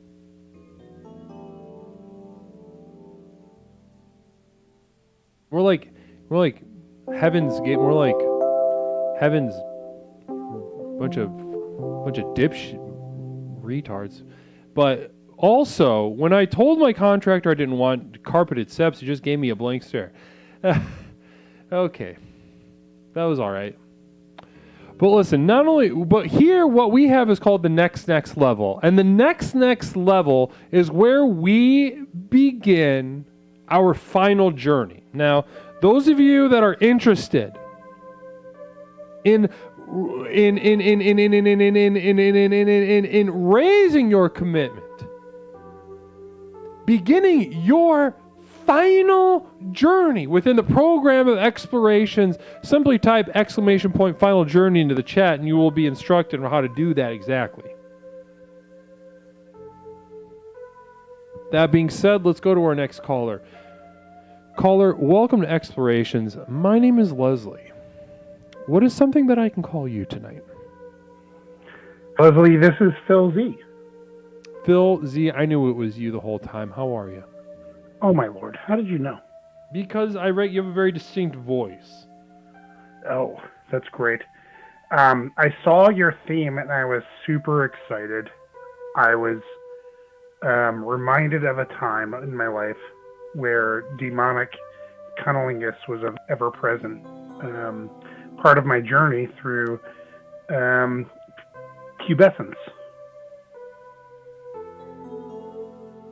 Talk to me about that. Take us into that experience. What's Phil's experience with pubescence? What was that like? Well, you know, when you grow up and the girls won't let you do anything more than third base, right? You're like, oh. Girls won't let you do any more than certain, what did you say? Third base, the you know, like baseball. First, second, third. Fingering. You hit the baseball. Yeah. So you're in middle school and you're fingering like crazy. Oh, no. I'm talking about going downtown. Eating pussy. Eating from Cunnlingus. Yes, clams, mussels, all the metaphors for eating the nether regions. You ate pussy in middle school, Phil? Yep. Pretty probably cool. Close around there, yeah. Little later, but no, it was high school. Early high school. All right. We're talking about high school. I don't want to 100%. I don't want to upsell. Yeah, but anyway, but there's that time period where you're not allowed to go past that part, so you get a lot of this. And the worst thing I've ever had, I want to tell you about this. The worst thing I've ever had was hooking up with a nurse coming off of like a 12-hour shift and going down and like realizing, oh my God, this was a bad idea. You know what I'm saying? Right. It just totally unfriendly. It smelled atrocious. Yeah, she had been working a lot. Yeah, you say it. It's what did it smell like? Hey, describe the smell. Describe the tannins of the aroma. It was like, I don't know. It's kind of like, you know, an old box of cream cheese that you left sitting out. That you didn't. Box chat, thank you didn't throw away. Box chat. Just like you just left it sitting around too long and you forgot to throw it away. I think that is exactly what it smelled like, actually. And right now I'm gagging. And you weren't into it. You weren't like, let's go. I was like, yeah. No, I kind of said, oh, let's watch Netflix or something. But we did later on. We did do the nasty, but it was a tough night. It was a tough night. I also got arrested that night. Have you ever enjoyed the stink of a vagina? Enjoyed it? Or had an experience with the demons of a vagina that made you question the nature of enjoyment itself? Yes, definitely. Some of them cannot be talked about on this stream. Or was it illegal What? or? No, it's just cringe, man. Okay. Like you're like, oh, you're kind of getting it on, and then like a girl's getting excited, and you're like, oh, and you smell it, and you're like, oh, it smells bad, but it smells good, and then you're like, oh, that's not cool. Isn't that weird? You don't want to admit that, right? Well, that's the demon. That's the demon, Phil. So I'm we could say this nurse was working for 12 hours. We could say this nurse was working for 12 hours, and we could say, that it was gross and that it was bad, and it made you just want to watch a direct to Netflix kind of, a movie with like Freddie Prinze Jr. or something. But what I'm telling you right now is that was the demon coming straight out of her, emanating from the very essence. Yes. Well, to be fair to her, I mean, she kind of warned me, and I was like, no worries, here I go. And I gave her like both thumbs up, and then I realized like she was serious, So it's kind of my fault. I probably should have been like, hey, okay, that's fine. We should just like smooch a little bit or suck on each other's boobs. Was there poop involved? Was there poop? Was there small poop in the area? No, just a hot. There's a bunch of dead skin and like. She eventually enjoyed herself, but it took some endurance, I would say. So. Well, listen, Phil, I'm going to push you a little bit, all right, tonight, because this program, it's many things to many people, okay? Mm-hmm. Now, some people are just arriving. I saw somebody in the chat saying, this is my first exploration. What is going on? And I invite them to dig in. I invite them to make themselves comfortable. Namaste to you. However, Phil, you've been with us for a while. Mm-hmm. And what I'm going to do is I want you to, the next time you have a situation in which you got somebody in your life whose pussy you're going to eat. Yes. I want you to get it real. I want you to turn the crock pot to warm on them somehow, if you know what I mean. You set that crock pot to warm at the beginning of the day. Somehow, some way. You find the way. I think you understand what I'm saying. I'm speaking figuratively to allow your mind to fill in the gaps according to your life and your needs. But what I want you to do... so you like put a pinky on there, is what you're saying. No. I mean get whoever's puss, get it aroused, but not too aroused. Get it look into the future, but also like stoke it, keep it a little warm, and get that little get the stink going somehow. Because I think what you are ready for is allow to this demonic vaginal stink to envelop you, to consume you, to consume every corner of your mind. This revulsion is actually the you that's resisting the next level, Phil. And then what you need is that stinky puss. Now, Hot Spring says, Uncle Buck says, oral sex will make her day, but anal sex will make her whole week. Uncle Buck said that? Is that in the movie? Is that a quote? Are you saying that I could be like the guy from the police, like the tantric sex guy of oral? If I really practice, like tantric oral, is that what you're suggesting? Tantric oral. No. I mean, I'm saying find a way to get it viscous, throughout the day in that very durable way. Do you know what I mean? Well, okay. Let's start off. Let's back it up then. Let's. Okay, how about this? Next time you got a very a very odorous, a very odorous gash on your hands. What I want you to do is, when you feel yourself pulling away, I want you to hijack that corner of your brain, and I want you to lean in. Phil, I want you to lean in.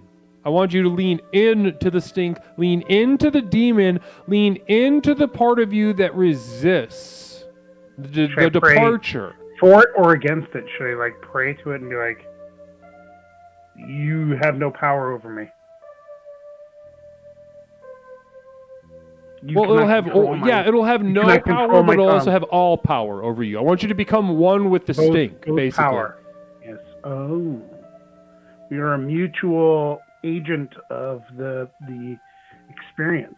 I want you to become one with the stink. Larry gifting 10 subs. Namaste to you. So I think what we're talking about must really be resonating with him. I think he sees what we're discussing as a pathway to that next level, to that sort of that world beyond the veil. I think is what we're going. Larry, thank you. Namaste to you. That's beyond generous of you, beyond wonderful of you. What we're going to do is put that money directly into the compound fund, which we'll have very shortly. We're going to be looking at some properties soon.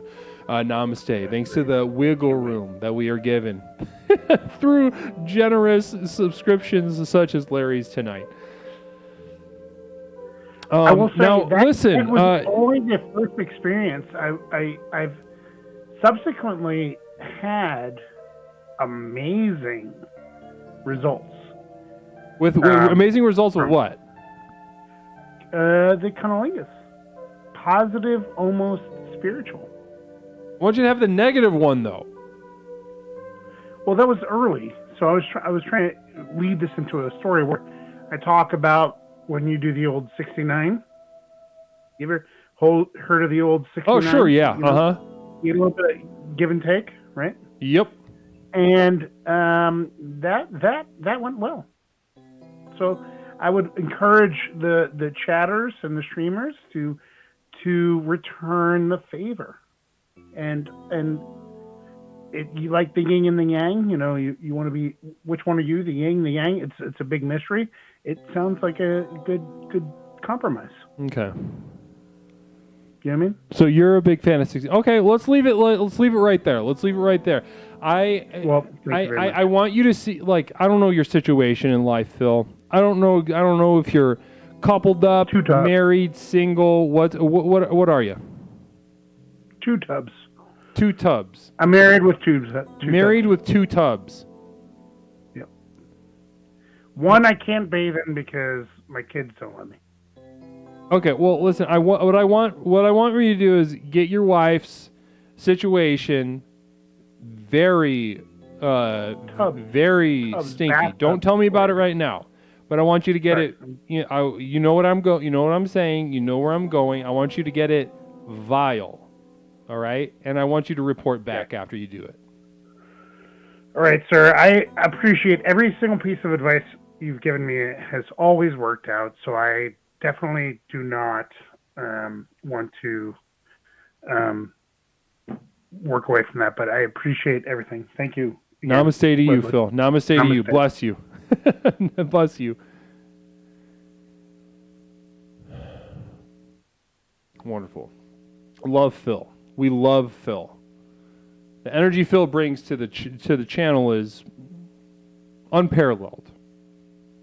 But also at the same time, I wish for him. I wish for him to live free of the chains of his self-made chains of slavery. He's a slave. We just listen to the voice of a slave in some ways, most ways, all ways, in my opinion. Love to see that guy just let a stinky pussy break his mind. Caller, welcome to Explorations. My name is Leslie. What is something that I can call you this evening? It's Mish. It's Mish. Everybody welcome Mish to the channel. Back to the channel.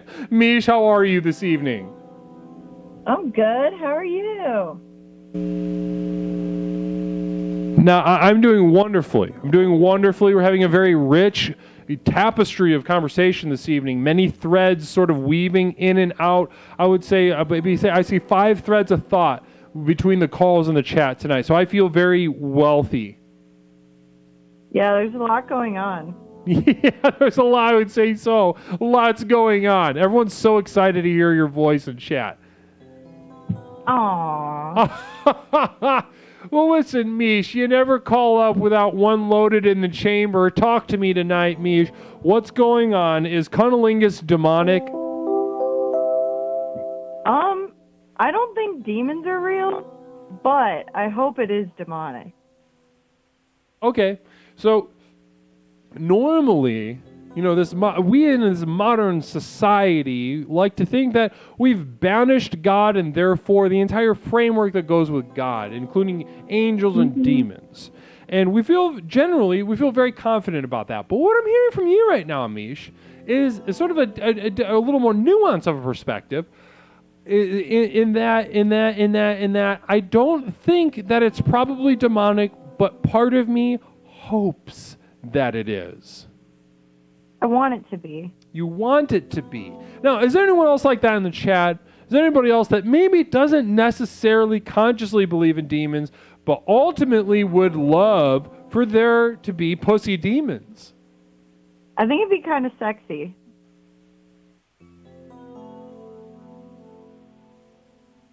Like, you ever heard of an incubus? I've heard. Can you, for those of us uninitiated with an incubus, can you give us a little bit of an explanation? It's like it's a demon that fucks you in your sleep. That's the one with the penis. The one with the vagina is called a succubus. So succubus sucks your penis or sucks your shit. I guess you could suck on your pussy. Incubus in your pussy. Incubus in your pussy. Pussy. Okay, in interesting. your puss. Think about it. I'm thinking about it right now. I'm thinking about having my ass splayed open like over a spit grill and just having a demon with a massive cock shooting huge Peter North ropers into my bowels. Yeah, that sounds right. Okay, interesting. Call Me Al, thank you so much for that subscription. Bless you. You can't call me out. Call Me Al has been here forever. Call Me Al is also always one of the first chatters. Namaste to you, Al. Bless you. Gorgeous energy. Now, what would you prefer, incubus or a succubus? If you had a demon, 2 demons waiting outside the door, they're flipping a coin for who's going to come in and are you in your sleep. Would you rather have this incubus or the succubus? That's kind of a tough question. I'd be down for both of them, honestly. Would you have succubus? Think about succubus coming in and incubus is playing the band. No. Do you think you could maintain arousal listening to incubus? Probably not. Soggy Wonka Customs rating us with 13. How blessed we are on this night of nights to receive the guests from your channel, Soggy. Thank you so much for the raid. Bless you and namaste to each of your each member of your community. Welcome to Explorations with Leslie Tanner. My name is Leslie Tanner, the host of Explorations with Leslie Tanner. My name is also in the title. Camino Vision from Hot Springs says, what do you call a succubus's vagina?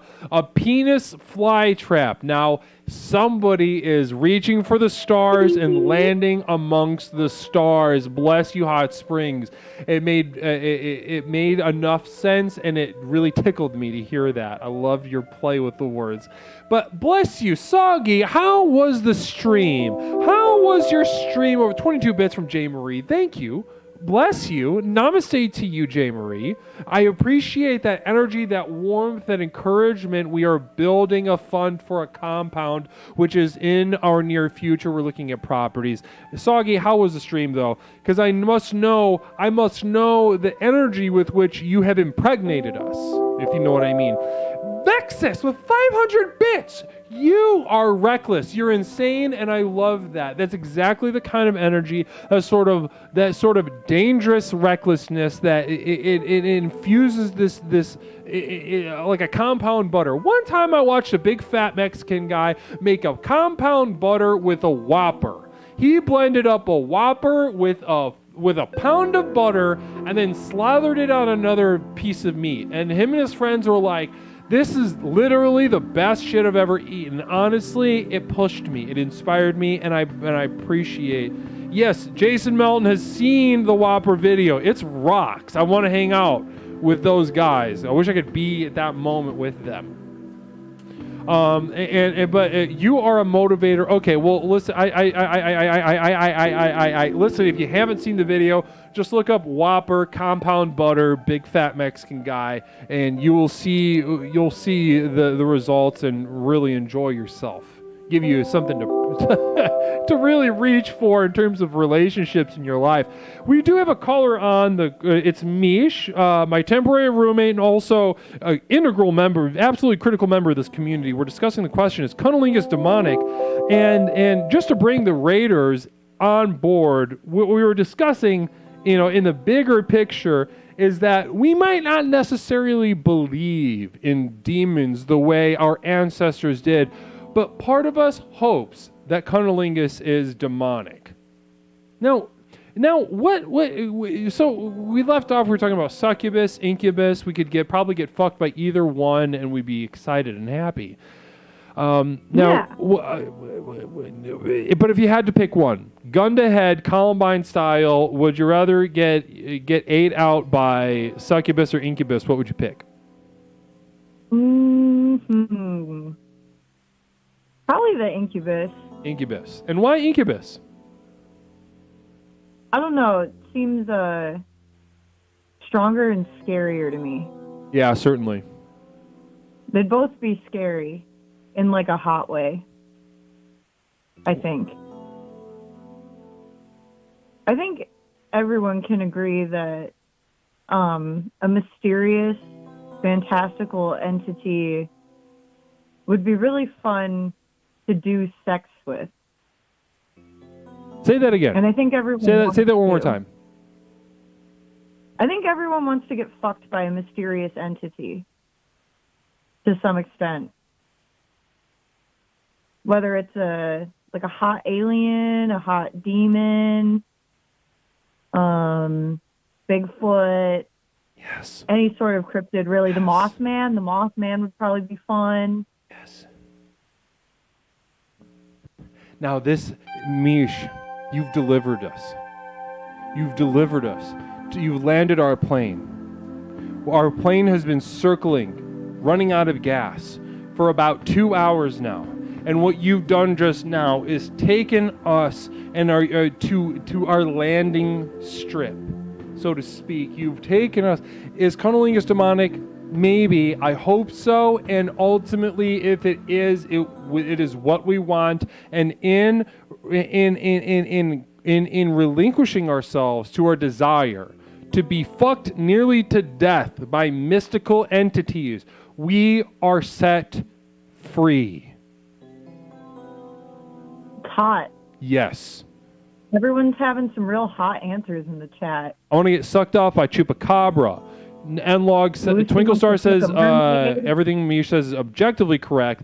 Nlog Centaur for me, to be Aish. Can you imagine? Can you imagine getting just split open?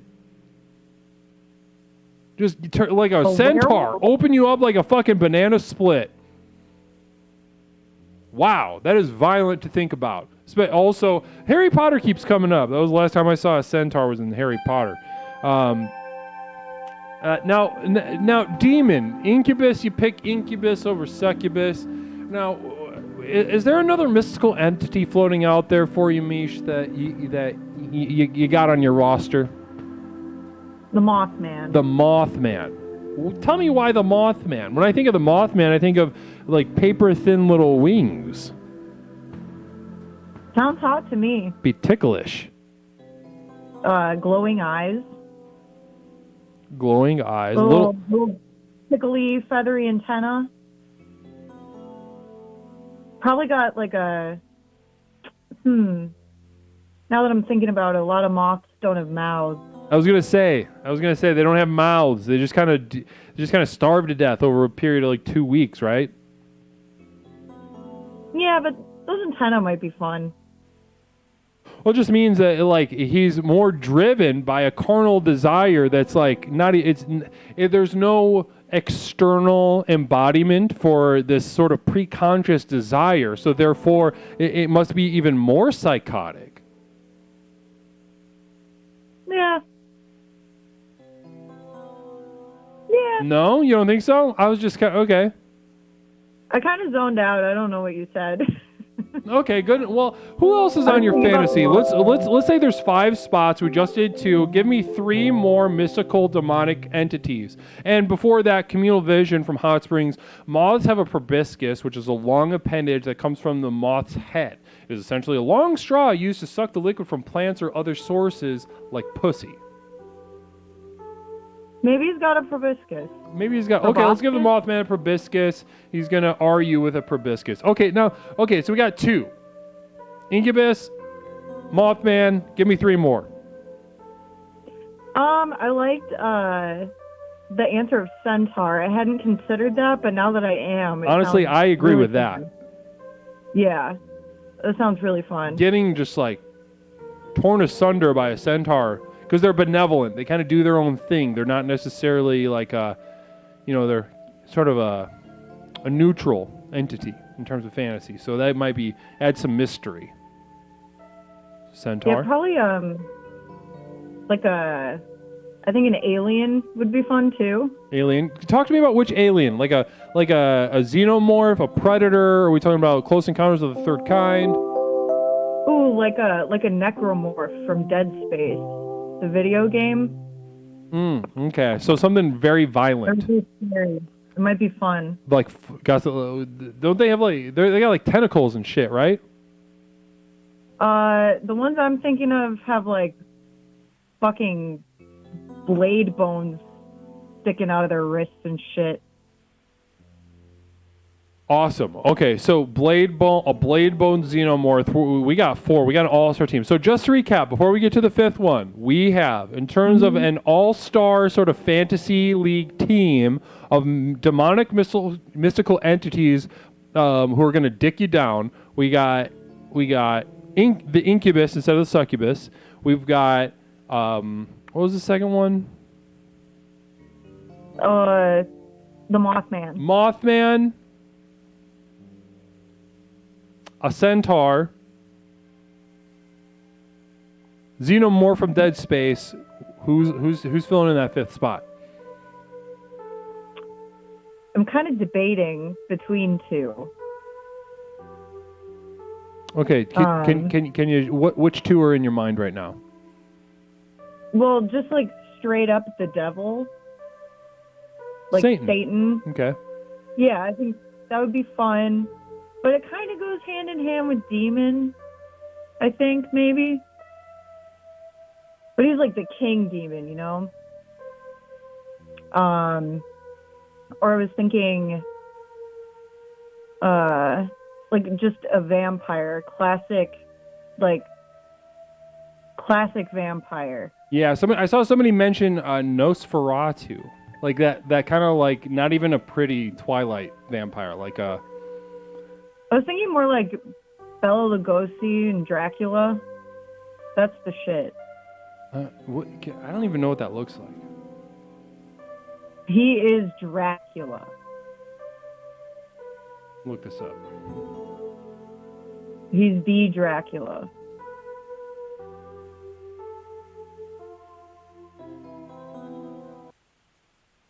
Oh, okay. He's got some daddy energy too. Yeah, he's making all these fucking crazy faces and shit. Like dramatic, fun. but he means it, so it like has this kind of really kind of like this kind of crazy flair. Yeah, it makes it fun to think about, you know, just all the theatrics and shit. So someone that's going to There's bring some something, like, theatricality to the weirdly polite about a experience. Yeah. vampire. Now, interesting. Okay, so we've got the 5. I think that sounds honestly like a gorgeous team. Incubus, who I'd imagine, can travel in and out of dimensions. Number 2 was, oh shit, my brain is pooping out.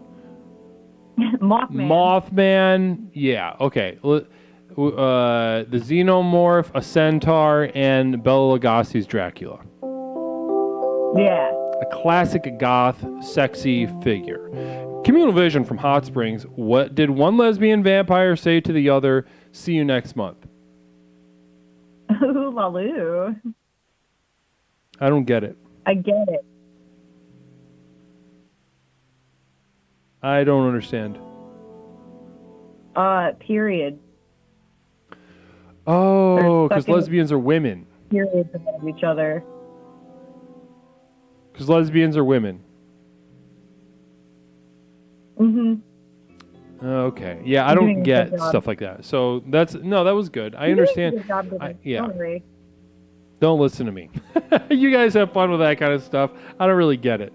But listen, I think what I'd like to kind of just reiterate about your call tonight, Mish, is that what you did tonight, and we saw the chat literally explode when you brought up the idea of demons that we want to fuck us. So we saw the chat literally explode. We were all there. We all saw it. We all know the sort of spiritual and physical G spot it touched in every single one of us, this idea. So, and in this moment is when we landed the plane of explorations onto its strip. Is Cunnlingus demonic? Yes. But in so doing, it brings us to the maybe the most essential component of what makes sexual interaction positive and desirable. Because it is demonic. It takes over our minds. It invades. It perverts. And in so doing, you saw how easily we all thought of demons that we want to split us open or just rip our fucking cock off from the stem. We all saw it. Okay? So I want to thank you for your spiritual clarity tonight, Mish. You really took us into the zone where you really brought it all together tonight for us. Yeah, dude. I hope everyone is able to fuck a mysterious, otherworldly entity and have a fun, sexy, demonic time. Fun, sexy, demonic time. Or honestly, I imagine if a demon is going to set their sights on me, it won't be necessarily fun, but it'll teach me about, myself and maybe become fun later.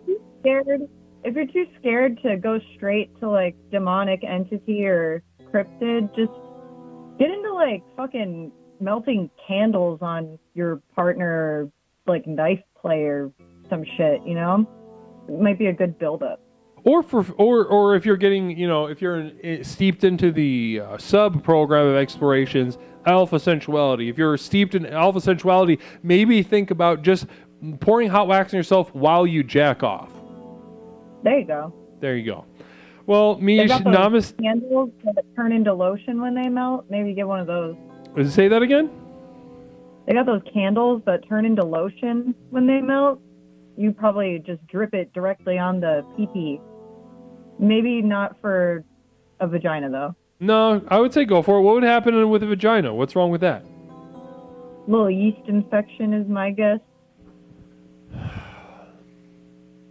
Wouldn't it be worth it though? Possibly. Have you ever had a yeast might infection be and the thought, entity. no big deal?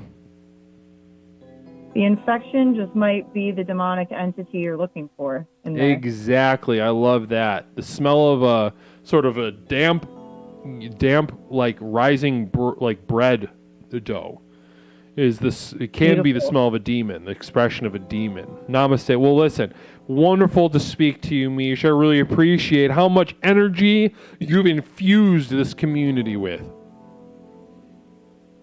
Namaste. Namaste, Mish. Namaste to you. Ah.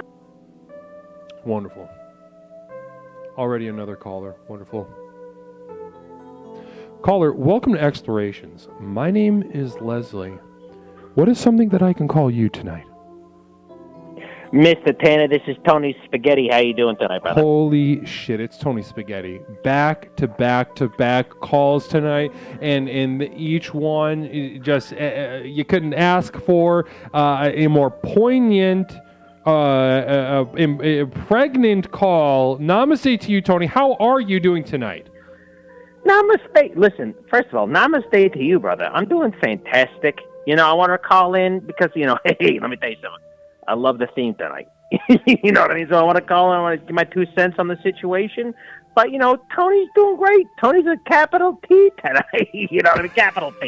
You know what I mean? No lowercase t, Tony, tonight. We're doing all capital, all caps, caps lock stuck on Tony Spaghetti tonight. Can I get some all caps Tony Spaghettis in the chat? For fuck's sake, please put all caps Tony Spaghetti in the chat. Tony, let's jump in head first. I'm sure you got a little more than 2 cents about tonight's topic. We're talking about, Right.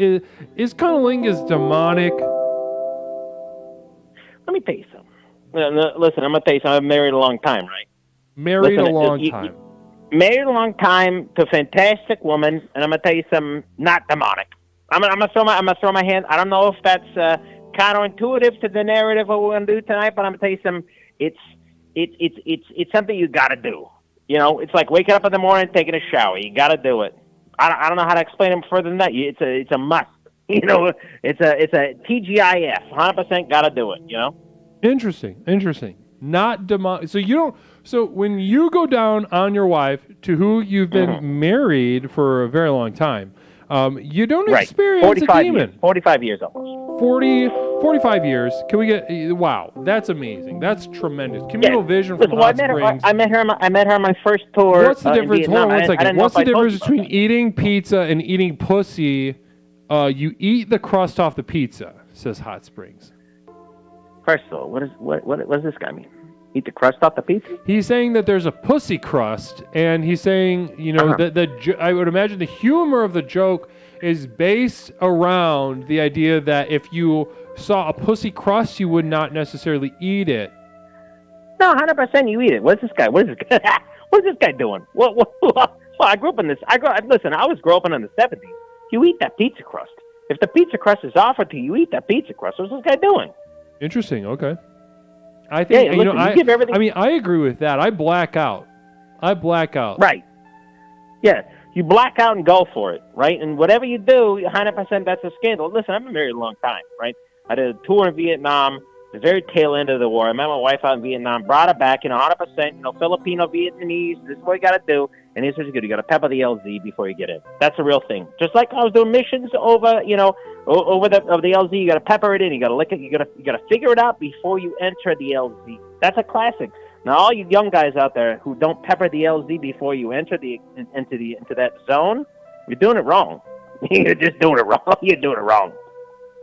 Now, what would you tell them? What would you give to somebody? Let's say, that first guy who called, Andrew. He shared with us a story that I honestly wasn't convinced. He said he's had sex and eaten pussy before. Not convinced, personally speaking. What would you tell somebody like Andrew? There's many Andrews out here in the world. What would you tell them? A seasoned vet of not only our U.S. military, thank you for your service, but also 100%. of eating pussy in general. What would you tell somebody like Andrew?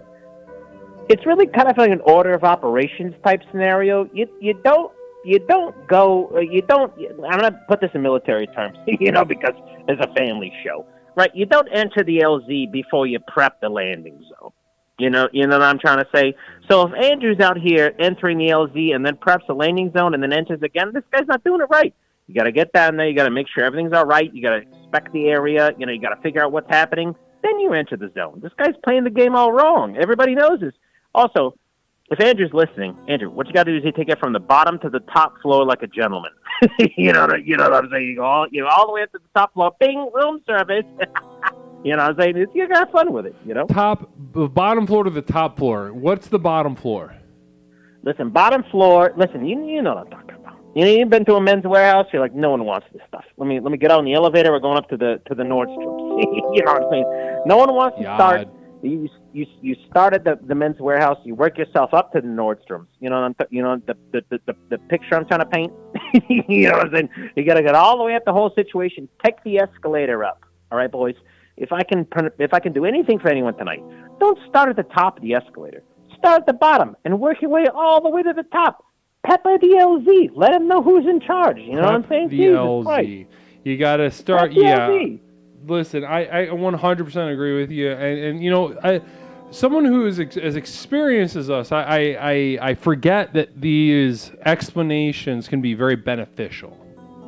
Yeah, you know, and sometimes people don't know these things, right? They go in blind. They go like, hey, I'm going to go here, 100%. No, what you got to do is you start at the bottom, work your way up, take a nice leisurely stroll up the escalator. Don't run. You know, take a nice, you know how the pace of the escalator, take it all the way up to the top. Take all the way to the top. Let them know that you enjoy the top of the escalator, and then, you know, do what you got to do. But, like, these people out here just, you know, going in like, hey, here's what I do, and that's what I do. Like, come on. What are you, fourth grader? Your old dad, thank you so much for the subs. You're insane. You're crazy. You just gifted so many subs to us, and I appreciate you guys. Run, don't walk. Follow your old dad's channel. Your old dad, he's doing fun old game shows. You like calming down. You like having fun. You like the aesthetics of yesteryear. A charming face, a white charming face on the screen, taking you through shit that you could have, you know, just old stuff. Listen. Charming, safe white guy, as far as I know. Your old dad. Run, don't walk. Follow that channel. Bless you. Been here for a long time with us.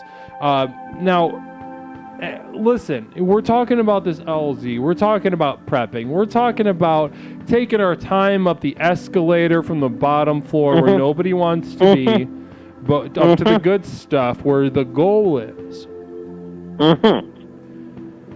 Now, 100%. Now,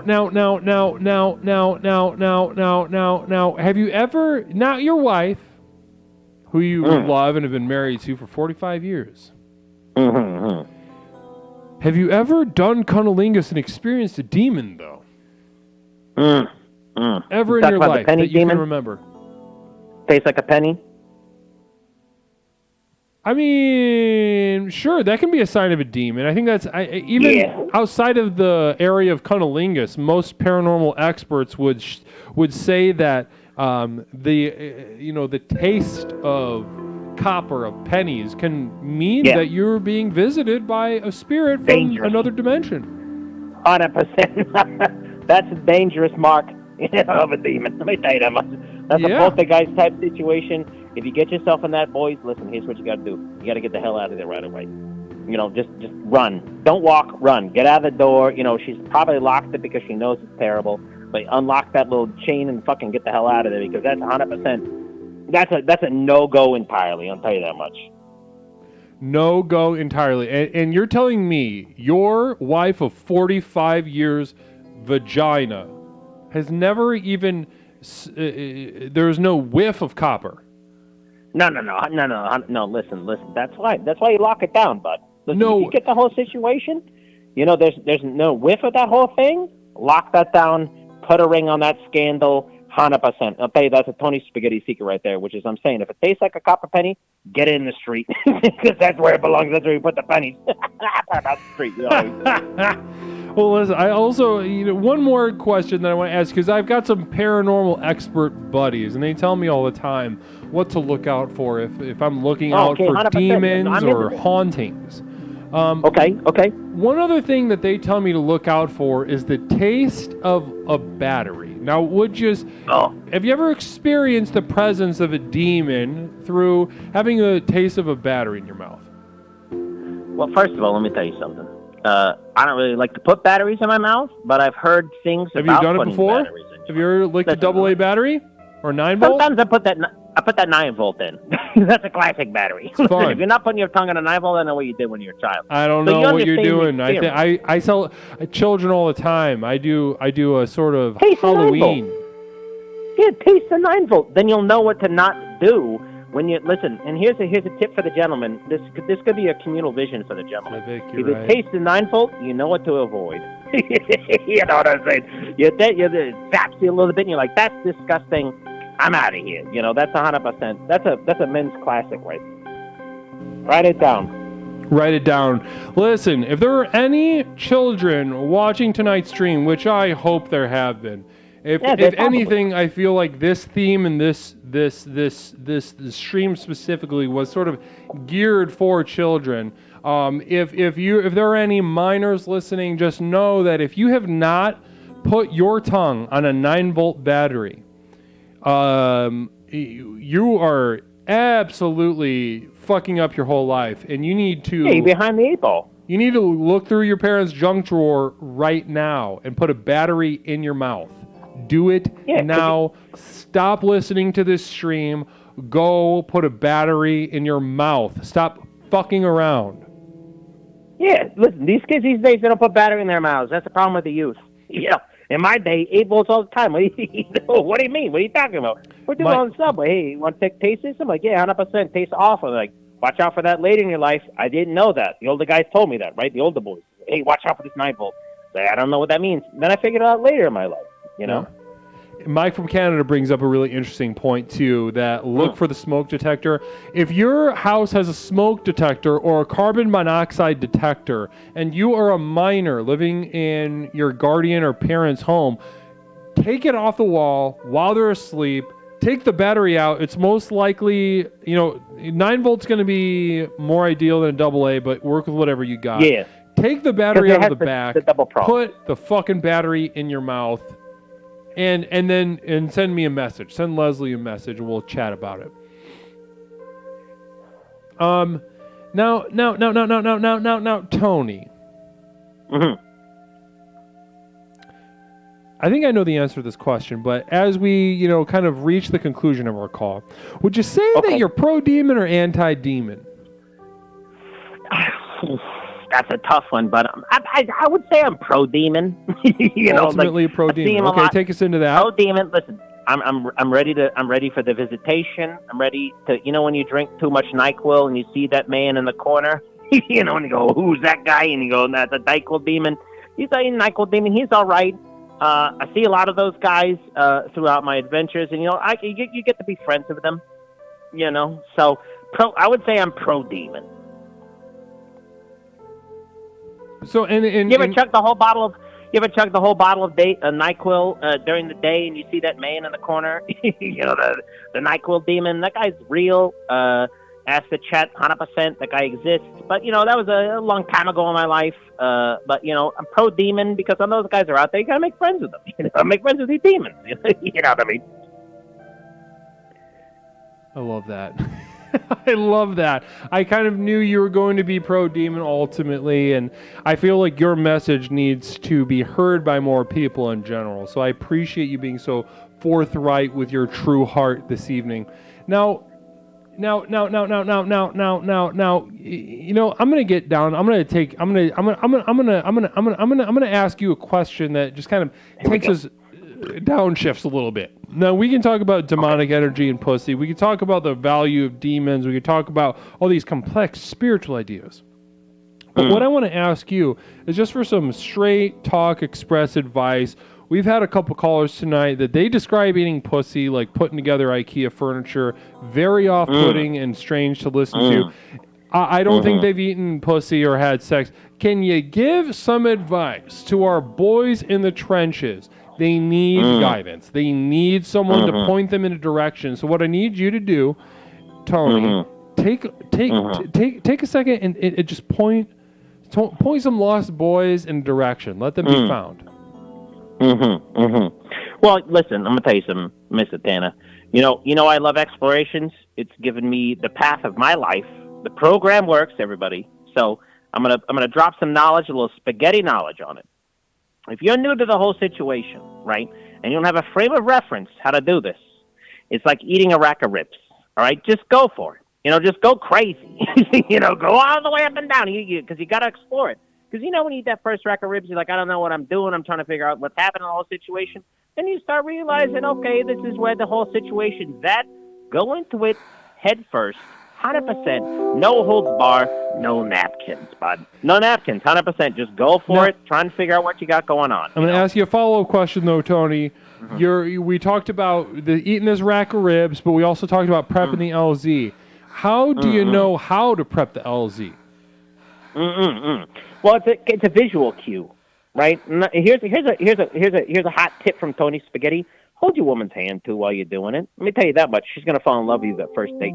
Hey, I'm gonna get a lot of people married after this one. Hold your lady's hand. What you got to do is, like I said, if you're an experienced what do spinach gentleman, and eating? Hold on one second. What do spinach and eating pussy have in common? If you were forced to do it as a kid, you'll hate it as an adult. So if you were literally R-worded as a child, you will not enjoy it as an adult. And that's true. I'll bet partially true. I think it could go either way. Mental illness. True. Like if you had to do taxes as a kid, you won't like it as an adult. You don't like that either. You guys, he's all right. So, okay, hold hands, do sensual things, check in, make yourself emotionally present. Right, but understand that you start, like I said from earlier, start from the bottom floor and take it to the top floor like a gentleman. Okay, don't go crazy. Don't go all over the place like you're trying to fucking be a Picasso. All right, this is not a Picasso. It's a very strict momentum. Bottom up. Yeah, it's much more like if you're thinking of an old big band drummer, think of more Gene Krupa. Think of more. Oh no, back that up. Think of don't think of yourself as Buddy Rich. No, don't be a Buddy Rich. You have to be very experienced to be a Buddy Rich, and you're not going to be a Buddy Rich right away. Fundamentals, right, Mr. Tanner? Fundamentals. Namaste. Listen, that was perfect. Let's leave it right there because people needed to hear that from you, Tony. People needed to hear. People look up to you, and people needed to hear that from you. Hey, listen, Leslie, bud, I love you. Can I call you Les? Is that all right? Sorry, please, I have Tony, to ask every time. Out of respect. Listen. The program works. Explorations works. I'm super excited to be in this community as long as I am. I'm gonna let the boys know. Don't be a Buddy Rich. Start with the fundamentals. Don't be a Buddy Rich. All right. Namaste. Don't be a Buddy Rich. We don't need more Buddy Riches. We need a quest. Don't know Buddy Riches. All right, I love you, bud. Have a nice night, okay? All right, have a nice night, Tony. Bless you. Bye-bye. Namaste. Here we are. Explorations with Leslie Tanner.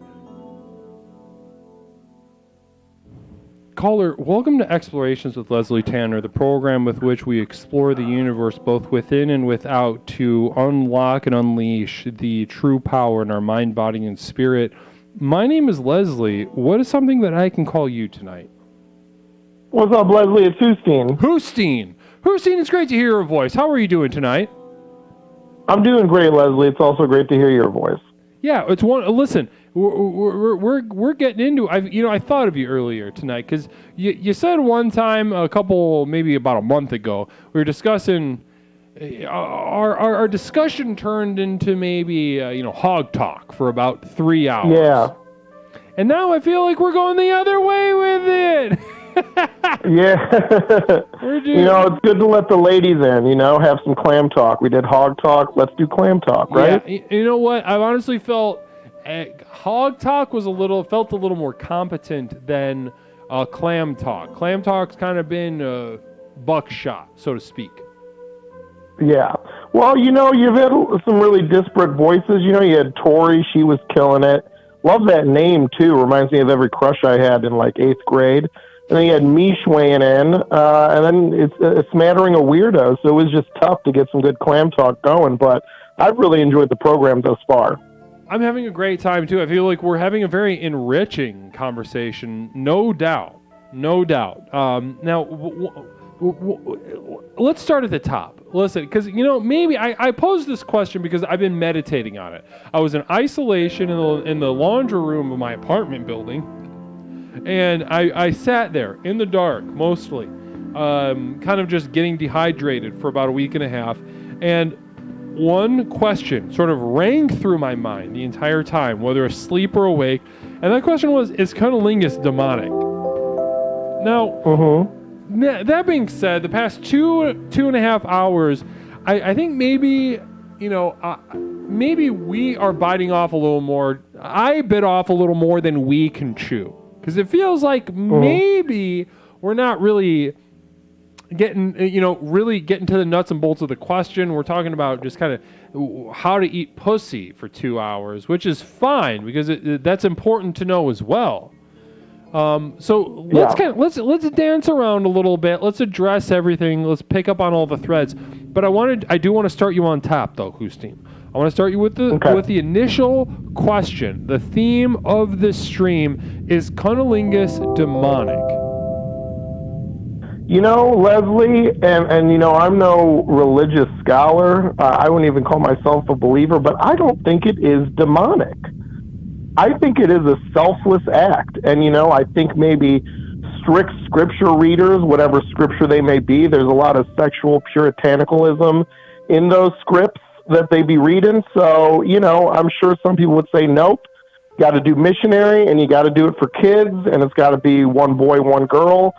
But I think if you're doing something for someone else, if you're getting down there, putting your sacred mouth on someone's disgusting genitals, whichever they may be, peen, vagina, something in between, that's a selfless act. And to me, that's just as kind as raking the leaves for your old lady neighbor that can't do it anymore, or, helping your nephew with his math homework. I think it's right up there with things like that. So I don't think it's demonic at all. I think it's one of the nicest things we do for each other. So the thing is, you see it as altruistic, Gandhi-like. Yeah. Because I don't think anyone really likes it. Some people say, guys will be like, I love eating pussy, but they're just trying to trick you into getting naked around you because they have no other cool way to get you naked, so they just lie. That's the default of the soft man, is just the lie. But I like it in terms of I like giving my partner pleasure because, that's a nice thing to do, but no one likes it. It's pure altruism, and that's the nicest thing we do for each other, I think. Interesting. So you see it as altruistic, that there is what can you give me the purest example that you can think of right now of eating something that isn't the opposite of the end of the spectrum? We got disgusting genitals on one end of the spectrum, and on the other end of the spectrum, what do we have? I guess I would say, maybe to keep it in the religious context, I would maybe say receiving oral sex. And that is the yin and yang of spiritual sexuality, the giving and the receiving. And, that's why the yin-yang symbol kind of looks like 69ing, because that's the ultimate blend, is just receiving pleasure and giving it. Pure selfishness and pure selflessness living together. Yeah, it's kind of that's so interesting. That's so interesting. Now you are getting some pushback, and I want to give you a second to be able to respond to this, Hustin. I appreciate that. There's some pushback coming from the chat that I see that says they're saying they're having a moment of pause. I think they're challenging this idea that nobody likes eating pussy or sucking cock. Now, yeah. I'm going to give you a second to address that, because I don't see any specific challenges, but I do see like a, hey, yes, I do. Now, go ahead and respond to them. I'm going to give you I want to hear this. No, I guess, like I said, you talked about biting off more than you can chew. Let me just try to keep it as narrow as possible. Let me talk about, my clan, men. And then whenever I see a man who says, I love eating pussy, it's my favorite thing. You know what I never see? I never see a solid looking face. I never see a respectable body. I never see an interesting personality. I never hear a good story or a funny little joke in the conversation. I never see a cool car or a good job or any sort of financial security. So I just think those guys are liars. And like I said, I feel like the lie is the crutch of the soft man. So they're just saying, like, I don't have really anything to give, but I can just kind of throw out basically like a teaser trailer for the upcoming blockbuster. Like, I love it. Also, they never say they're good at it. They just say they love it, and they're supposed to kind of like infer that they're good at it. So, like I said, yeah, I like it insofar that, like, I'm making my partner happy so I can enjoy that moment. But, I mean, yeah, if you're saying, would you rather watch Die Hard with a Vengeance for the 86th time or eat a pussy, just full stop, I'd be like, throw on with a vengeance, baby. That's way more fun than eating pussy. But, yeah, in the context, when everyone's sucking and fucking, it's like, I'll get down there and I'll have a good time, but it doesn't mean I like it. I just like being a, quality member of a sexual experience. Die Hard with a Vengeance is the strongest Die Hard, in my opinion. I agree with you, Leslie, and that's why I can trust you as a therapist, because of just how you feel about things like that. No, I can't underline that enough. I think that there's something really to be like Corey69. Welcome to the community. Bless you. It's wonderful to have your energy here. Thank you for making yourself known and contributing openly. Bless you. Now, again, I love your take. I love that you're mixing things up, because this is not a settled topic. Now, in that you consider it altruistic, giving of yourself. You see that there are no demons here. You see that this is more free of demons than maybe you chose. Do you think there's more demons present in casually watching Die Hard with a Vengeance, or do you think there are more demons present in eating pussy? Oh, Die Hard for sure. It's totally demonic. It's rated R. There's violence. There's the swearing. There's the N-word, and it's totally demonic for sure. I think, sharing mutual pleasure or altruistic pleasure with a consenting partner, I mean, that's beautiful. I mean, the opposite of your middle school dance. Don't leave room for Jesus. Let him in. This is a spiritual experience. We're sharing the covenant of munching box and sucking cock. Now, interesting. It was, I honestly, I think there's something to, yeah, so Jason Melton on Twitch is agreeing with you. Eating pussy is bad. Well, I don't think it's bad, unless he means it's bad, like he doesn't like it. Then I guess that's an honest man. I don't think it's bad, like wrong. So I would need more clarification. But if it's the former, I would agree. Hot Spring says, "What do you call a conversation during blowjob job interview?" I don't really get it. It's not the strongest one you've received. No, not from Hot Springs. Hot Springs has got some... Hot Springs really shares some bangers every now and again, and I appreciate those. Every once in a while, there's a real kind of fart under the sheets, and then it pokes out, and I'm just like, man. Yeah, well, jokes are it's like a batting average. If you're doing a good one out of every 3, you're crushing it. So I'm sure they're great. That's true. That's honestly very true, and I appreciate that perspective as a comedian. Tell me, interesting. I'm trying to. This is really putting an interesting I'm massaging the muscles of the community, and now I've found a sort of knot in the muscle, so to speak, because everybody, I see the chat flip by. They go, they start, they agree, they maybe are inspired, they start sharing stories. But, you, I would say, have absolutely put a real a stick in the mud for several people. Well, I didn't come here to throw bombs. I'm not trying to stir up a ruckus, but I think your metaphor is perfect. I'm just what I'm coming to do every time I call in is just explore. And that's why I value you in this community so much. So I hope no one's offended. And, this is just one man's opinion who does strongly believe that he is correct. But nevertheless, if you want to stick to the fact that you like eating pussy, if that's, your defining characteristic, that's fine. We need those guys out there. I think it's fugazi. I think you're putting on. And I think you would have been better off, learning to play acoustic guitar or something. Interesting. Wow. Okay. Listen. That is an absolute, a real. I feel as if there are some people in the chat right now. I can feel it already for him. You took the glove off. You gave him a slap in the face just by being who you are, just by sharing your mind. And I just want to leave it there. I want everyone to meditate on what you've shared with us tonight, Hustine. I appreciate it, Leslie. Thanks for letting me share. And I also hope that's not. There's no implication that you shouldn't be just lapping up poon, because you should. You should be an altruistic and good partner. But if you're saying it's your favorite thing or that you love it, I mean, again, fugazi. Thank you, Leslie. Thank you, Explorers, for letting me come in and ruffle some feathers and, brush some with the grain, too. One more thing, Hustine. Go ahead. 1 to 10, how good are you at eating pussy? And then we'll finish.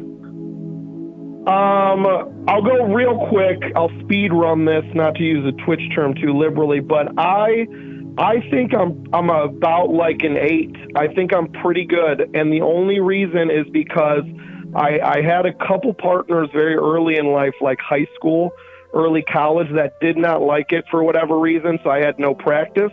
And then I had a college girlfriend who was like, I like it. I know you're not great at it because you've never done it. I'll coach you up. I'll let you open mic my pussy, essentially. Like, you can be bad the first half dozen times. I won't make you feel bad about it. And that's the only reason I'm an 8 now. So that's another thing. If you're with a partner that's bad at something, coach them up. Put your coach hat on. Don't give up on them. So I think I'm sitting here as a 38-year-old, pretty solid at eating box, because as a 22-year-old, someone took a chance on me. So I won't give out last name, but thank you, Rachel. There's no way you're listening, but I appreciate it. Thank you, Rachel. Appreciate you. Namaste to Rachel and namaste to you, Hustine. Thanks, Leslie. Have a good one. Have a good one. Wow. Wonderful.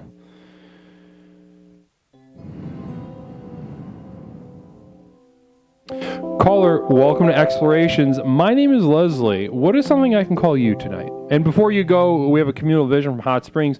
Caller is the Tom Brady of eating pussy. Thank you, Rachel. So thank you. Wherever you are, Rachel, we thank you all as a community. I assume there's a couple. I can't see how many people are watching the stream right now. I assume a couple thousand. From a couple thousand of explorers tonight, I thank you, Rachel. Thank you for pulling our boy up from the minors. Now, let's caller. How are you tonight? What's something I can call you? You can call me Will or William. It is up to you what your preference is. Will is fine. Okay, that's fine. Will, fine. It's great to hear from you. We got a communal vision, actually. 1 second, from Moisty. Rufous rat kangaroos prefer anal licking to traditional oral cunnilingus. Do you know anything about kangaroos, Will? No, not especially outside of the cartoons. The funny cartoons. I know more about analingus than I do about kangaroos. I'll tell you that much. More about analingus than you do about kangaroos. Now, how much? Yes, sir. Have you seen a kangaroo in real life? No, I have not. I have seen them on the cartoons and maybe on one channel on the Jungle Discoveries. And they got their slimy pouches that they keep their young in. Now, what does that remind you of? A slimy pouch where the young is kept. A vagina. How much ass have you eaten? Slimy pouch. How much ass have I eaten? Quite a bit. Quite a bit. And has had mine eaten even more than I've eaten of the ass. Interesting. And would you say that the mentally ill are better at eating ass than those who are mentally normal? I will certainly say that most of the women who have eaten my ass have been extraordinarily mentally ill on a And they're batting 1,000, I take it. institutionalized level.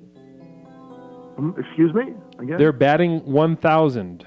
Doing a good job. Doing a good job. Some too eager. I mean, I have specific rules. You know, if you have somebody over for dinner at your place, you don't serve them dinner on a dirty plate. You know, you take the time and clean up your plate. Some women just want to go there and chow down on the dirty plate. They're hungry. They want to do that. I'm like, no. So you had a woman with Clean mental plate, illness eat poop out of your ass. I did not let that happen. She attempted to. She forcefully pushed me down, pulled down my pants, and began to try and chow down on Browntown. And I said, no, ma'am. We take our time here before dinner. We wash our hands. We wash the plates. And then we have a respectful dinner. So then, respectfully, she ate your ass. Yes. Okay. Respectfully, yes. Now, how clean do you keep your ass? How often do you take a shower or a bath? Well, I mean, it depends on when I'm going to have somebody over for dinner. I mean, it could be weeks between, but I'm not spontaneously walking to the gas station anymore and saying, hey, you know, soap it up and get in there if you want to, lady. And I never actually specifically asked them to do it. They're drawn to it. They're drawn to the brown eye, as if it's there hypnotizing them like a snake. They're drawn to it. And an aside is that none of these women who eat my ass want to have their vaginas eaten. They don't want that. Now, have you asked them why? Apparently they say it brings them no joy when I do it. It brings them no real So you think pleasure. that's just because they don't like it for whatever reason, or you just don't, like, you just, maybe, how much do you think pussy eating is skill and how much of it is vibe? I think it's technical knowledge. In my personal experience, I have a plunger, and I can dip that plunger in warm water and suction up and down, and she will get just as much pleasure out of that as my own face, my teeth, and my chin. I keep a sex plunger next to the shower. I put a poll in the chat. Is Cunnlingus more about skill or vibe? Skill or vibe? Now, and certainly I would say yes. Go ahead. Now, let me jump you, trying to throw you into the deep end right now of explorations. The theme tonight, though, as much as I love talking about everything, is Cunnlingus demonic to you? Have you ever experienced the presence of a demon while performing? And for you, I'll open it up. Cunnlingus or analingus? I will say that I do not believe the act is inherently demonic, even though demons live inside of there. Many vaginas are haunted. A lot of people who do this as an edgy teen, and they eat the pussy, and then they say, hey, Dad, you don't understand me. I eat pussy, Dad. And then they put on their leather jacket and get on their skateboard, go and listen to Megadeth. And then they go to eat the pussy. But when they grow up, you know, and they get that job at, you know, Arby's or the corporation, they look in the mirror and they say, you know what, Dad, you were right. The vagina is just a bowl full of vaginal secretions, discarded hair, mucus, urine, blood. Have you ever? Do you believe in demons? Do you believe in demons ever?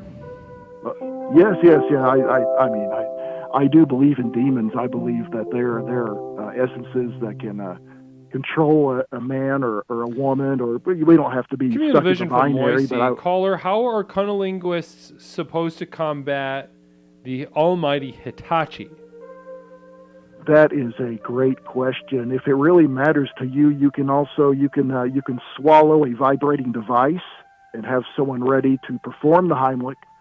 You can also take the Hitachi and just push it next to your temple at maximum power, and it will cause everything to vibrate from your skull and your bones, though if you have fillings, they might come out.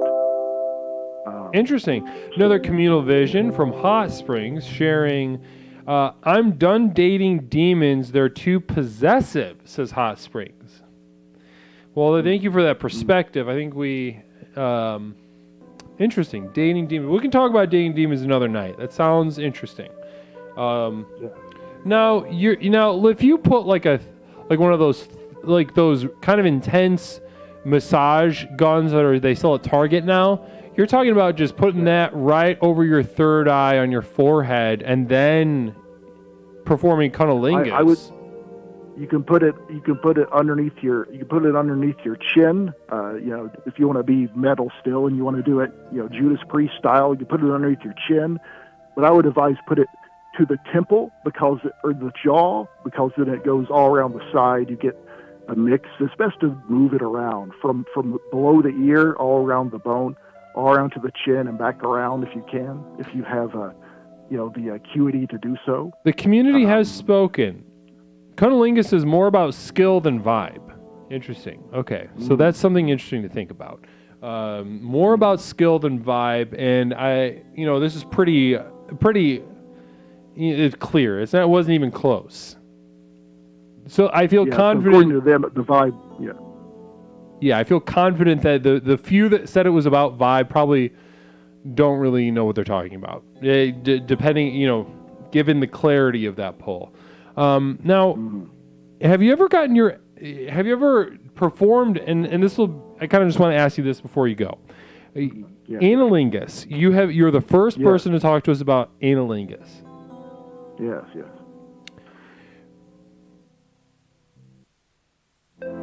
Have you ever felt a demon? I've never felt a demon. Not put my tongue that deeply inside. I have heard friends who said there are turtle demons inside if you go too far. I did have one time where a puff of diabolic kind of eminence, ectoplasm, gaseous, hit me in the eye and cursed my eye. And then I had a pink eye for several weeks, and had to explain that at work why my eye was pink. So you had an infection. I said it was because it was cursed. It was cursed by a small spirit, probably a tiny homunculus of some kind. Interesting, a homunculus. Okay, listen. So I would advise wearing goggles. That's gorgeous. Now, I want to dial it way back. We're talking about demons. We're talking about eating ass. We're talking about eating pussy. We're talking about skills. We're talking about vibes. So much has come up in our conversation tonight, Will. But I want to ask you before you go, I want to ask you something very simple. Because you're the first person, and the first person who's presented as an authority on eating ass. Now, suppose there's some people in the chat right now, they're interested in the whole ass eating business. How do they get started? How do you get started as a rookie? Well, as a rookie, first you want to get an eye, lay the land. What's going on down there? Has the lawn been upkept and things like that? It gives you an idea of, when did she last eat? Did you just go out to dinner? It's not an after dinner date activity. But you have to judge it. You have to play it by ear. You can actually put your ear to the anus and listen, and get a feel for it. But mostly you just gotta go from the top to the bottom, top to the middle, and when your chin is there anyway, because if you're eating pussy, your chin is basically already in the butt anyway, and you just kind of drive it in there and see her reaction. And if it's good, then you can get away from the disgusting pussy and just go to the ass. so then you just have one terrible thing. Healing is all possible, together. important, and a moral imperative among the enlightened, claimed the rotting, masturbating corpse. There you go. Well, listen, I think you put like a really gorgeous note at the end of our conversation tonight. So I kind of just want to leave it right there, Will. Well, I really appreciate you calling. Really appreciate you being so open with us tonight. I know sometimes you call and you're not having a good night, but sometimes you like tonight, you are a literal wealth of light and knowledge, and I appreciate how generous you are with all that. Thank you very much for this opportunity to chime in with explorations. It's always an honor to do so and to get your feedback on what we're feeling. And of course. namaste, Bless you. Leslie. Namaste, Will. Namaste to you. Thank you. Bye. Bless you. Gorgeous. Gorgeous. Yeah, it wasn't a Cunnlingus. Well, I guess it was about a Cunnlingus quote. It was about bodies and rotting, and not necessarily about Cunnlingus, but Moisey, did that hit a Cunnlingus? I can give you another quote if you want. You just let me know. Caller, my name is Leslie. You're our final caller of the evening, I'm pretty sure. Actually, let's do one more after you, so never mind. Caller, my name is Leslie. Welcome to Explorations. What is your name? Hey, Wesley. It's Wiki Weaver. It's Wiki Weaver. How are you, Wiki? I'm doing great, man. Been a good one. Oh, wow. It's great to hear your voice. It's been a couple weeks, hasn't it? Oh, yeah. I've been practicing. That strap is working good.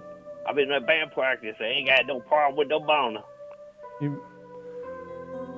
Can you give me 1 second? I want to recall our last conversation.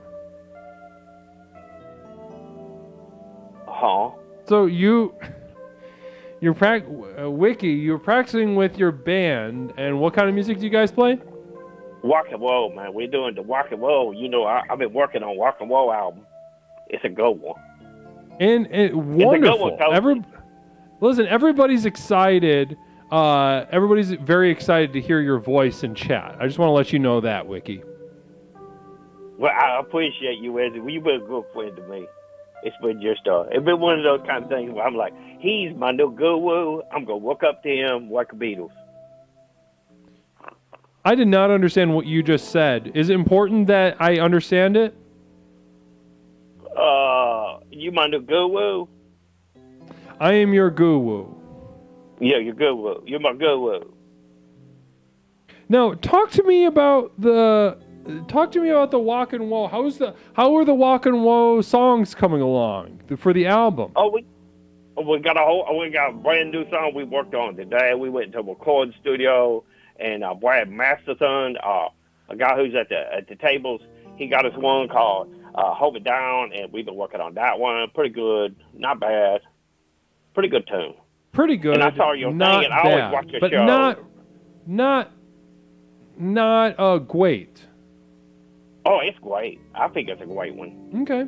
But I saw you were talking about the reason I ask is because you said it's pretty good, pretty good, not bad, and it didn't sound like you were very excited about it.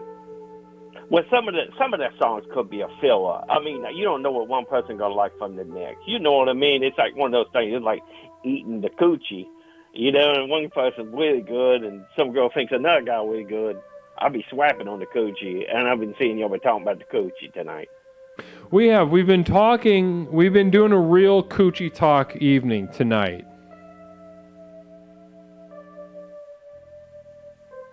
No. What's the name of? Before we get into Cunnlingus, which I am very eager to ask you about tonight, Wiki. Before we get into Cunnlingus, what is this new song that you're working on? We've got some excitement in the chat right now. They're very excited to hear. Everyone's looking forward to the album. But what's the title of this song? Well, I got a pit bull, and people might take this in the wrong environment, but I love to give my little pit bull puppy girl. She's a girl, and they call dogs a bitch, and I always like to give her the bone. So the name of the album is "Giving the Bitch the Bone." So the name of the entire album, and is there a song on the album with the album's name, Giving the Bitch the Bone? No, it's just gonna have the dog. It could be like one of those fleck covers, like when you turn it around, it looks like the dog's got a bone in its mouth, and when you turn it a different angle, it's gonna have growling teeth. It's gonna be growling at you like rah. Interesting. And what is can you give us a little taste? Is there a sample or anything? Like, is there a guitar riff that you could sing for us or anything? Just give us wet our whistle. Oh yeah, I can let you hear a little bit of the new song to Hold Me Down. I think it's gonna be a #1 hit all across the nation. Absolutely. We love to hear exactly what you guys are working on, because I'm sure it's magic, and just to be able to get in on the ground level with an artist like you and your band is really a treat for us. You're too sweet, Wesley. Oh, you're too sweet. No, Wiki, I just tell you the truth. Now, do you have a little guitar riff you could sing for us, a little drum beat or something like that? I could do the one called "Hold Me Down." Hold Me Down. It's kind of a love song, but it's called "Hold Me Down," and it's got a little bit of a love song vibe to it, a little bit of a breakdown, a little bit of sadness, and things that happen. You know, when you're in relationships. Like me and Amy, we've been having over trouble lately, and I wrote the song called "Hold Me Down" because she stayed out to 3:30 drinking those Zima drinks and so forth, and with her friends, and I didn't like that, and I think I smelled another man on her. So that's not a good one, Coach. That's not a good one. So this isn't a good song to use? I can do it. Yeah, give us a little taste. Listen, we don't need to be dazzled we don't need to be razzled and dazzled every single time. Sometimes we can get to know the soft Wiki, the Weo Wiki. Okay. I'll let you. I'll what you hear, Wesley. It's the first time. Why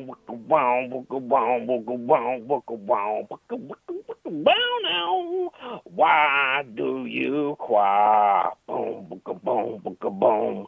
Been waiting here all night. Why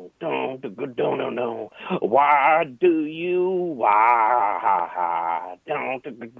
You said you were with friends again. Jigga.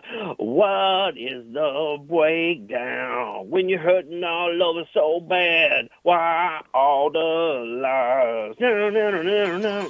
Hold me down, I'm freaking out. Hold me down, I'm screaming. Hold me down, I'm freaking out. Hold me down, I'm saying. We're the West World, we're more bleeding. Can't believe you're leaving. We're the West World, we're more bleeding. I can't believe you're leaving.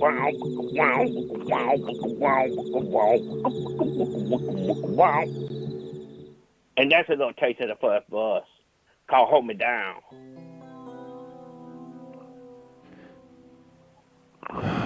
Wiki? Yes, sir. That was amazing. Oh, really? You like it? The bass player Craig said he didn't like it that much.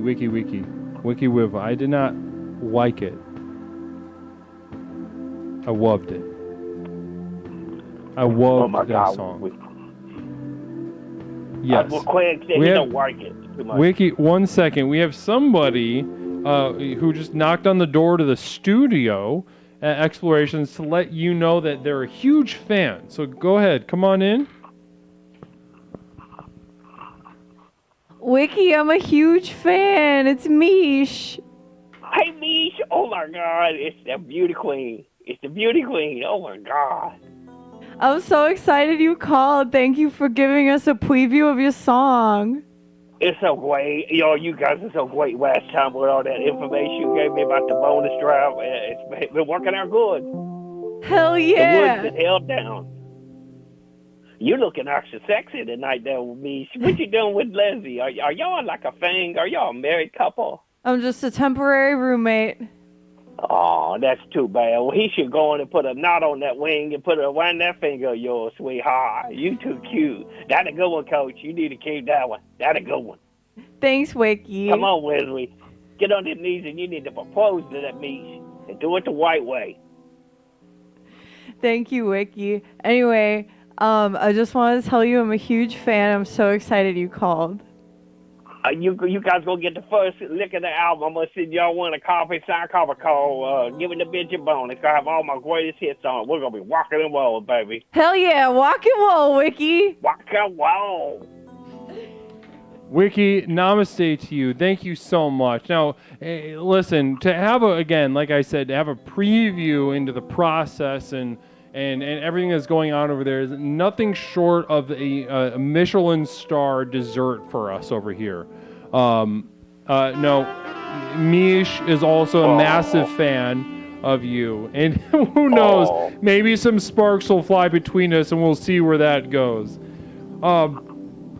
But listen, one thing I do want to ask you, I want to talk to you about, is, just a couple seconds before we move on tonight, is Cunnlingus demonic? If he's talking about slapping the cooch and doing the ABCs and the 1, 2, 3s on the bits and pieces for the ladies, no, sir. That's nothing but angelic times for the ladies, and for the man, you should be able to take care of that. Get you some strawberry juice down there, and you go to work, and you make that girl scream and holler. You're gonna be nothing. You're gonna see heaven lights when you see that tongue swapping on it. So there ain't nothing demonic about that, especially seeing your girl's eye wide up like that. Ooh, you slap the cooch, and then you go get you a big old glass of tea, and then you finish off on the back end. Interesting. Love that. Listen, I'm going to leave that vague right now and because I think you just aroused a lot of our chat right now. I think you have a very magnetic star power that makes them very physically attracted to you. So I'm going to leave that vague and let them just imagine you doing whatever you just said. Don't ruin it for them. Okay? But listen, yes, I'm going to give you a little bit of a warning, okay? Because the couple of samples of the song that you've given us have been electric. And I imagine when this song comes out, it is going to be the literal top of the charts. So one thing that I'm going to warn you about, Wiki, is that you are going to have your chance with a lot of ass. That sounds like a fun time. Wesley is too sweet. I don't know if I'm going to be that good. I hope so. No, you are. You absolutely are. And a communal vision. I'm trying to do the walk away. I'm doing my best. I'm going to make you proud. True friends are hard to find, but there you are. You came into my wife. You came to me in a perfect time. I'm so happy you're a friend of mine. Says Hot Springs. Oh my God, that's so sweet. You're such a good channel. This is just so much. I don't know what to do. But when I get my album, I'm gonna send you a signed copy, and you and Mish gonna get the first edition. It's gonna get that flip cover where you turn it and see the dog with the bone, and then you see it growling. I can't wait, but listen, something tells me you're a little vulnerable, if you know what I mean. So protect yourself, okay? Don't just have sex with everything that comes into your life. Once you start getting big, I need you to be very careful about this period of your life, okay? Yes, sir, Mr. Wesley. Okay, well, namaste to you. Namaste to you, Wesley. Namaste. Wiki, tell me they said hi. Give us a call back soon, okay, bud? Okay. All right, buddy. Thank you, Wiki. Thank you for taking the Wiki call. I love you. Have a good one, Coach. Love you. Wow. That was amazing. That was an electric call. Nothing short of electricity. On stream right now on twitch.tv, talking to Wiki Wiva. Everybody says thank you. Can we get some thank yous in the chat for Wiki?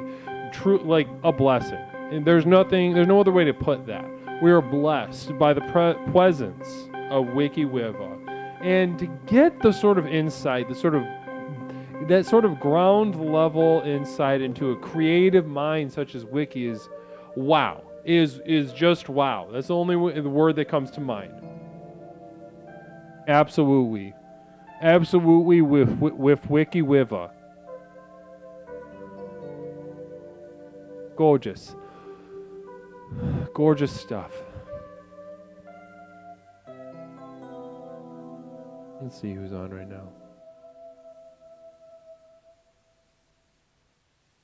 Let's go raid somebody that raided us a couple. You know, guys, I think we did it. We're going to put a raid together in just a second. We've done it. We've done another explorations. The first explorations in a while, and it felt so good to be back with you. It felt so needed, so necessary. You have all become a part of me as much as I've become a part of you. The give, take, the what we accomplish couldn't be done without especially the lurkers, you fucking weirdos in the back that don't say shit. I love you. I love your presence.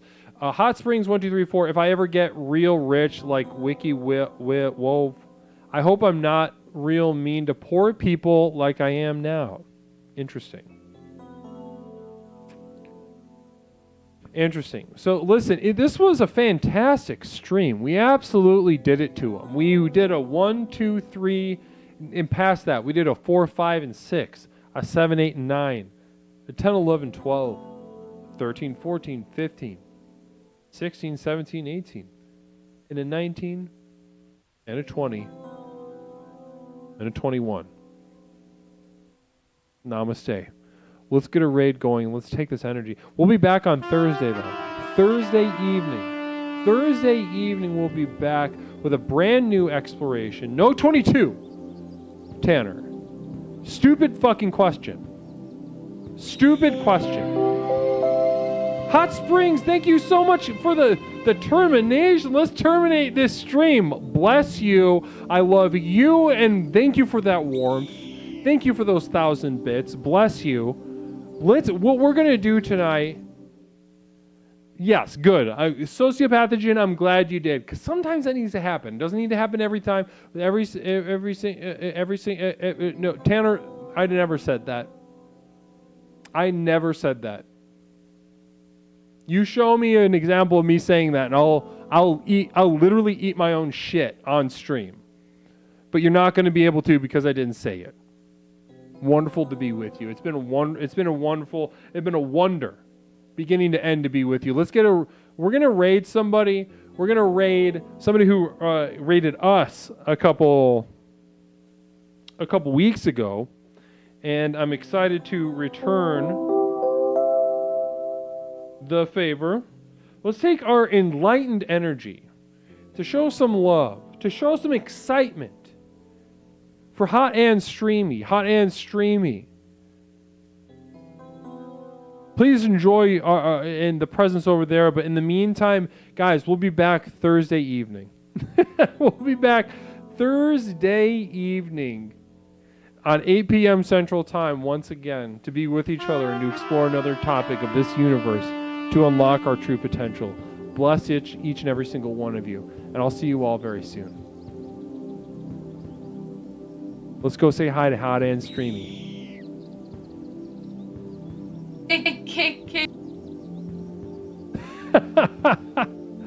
I cherish you. I cherish each and every single one of you. I do. Bless you. I'll see you very soon on Thursday.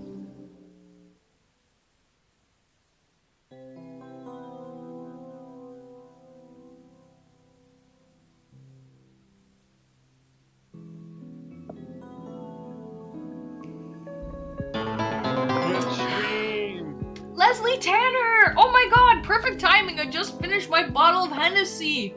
Guys, we got a raid! Oh my god, cheers! Woohoo! Mike? To continuation of existence. That's right, Scorpion. First time chatter,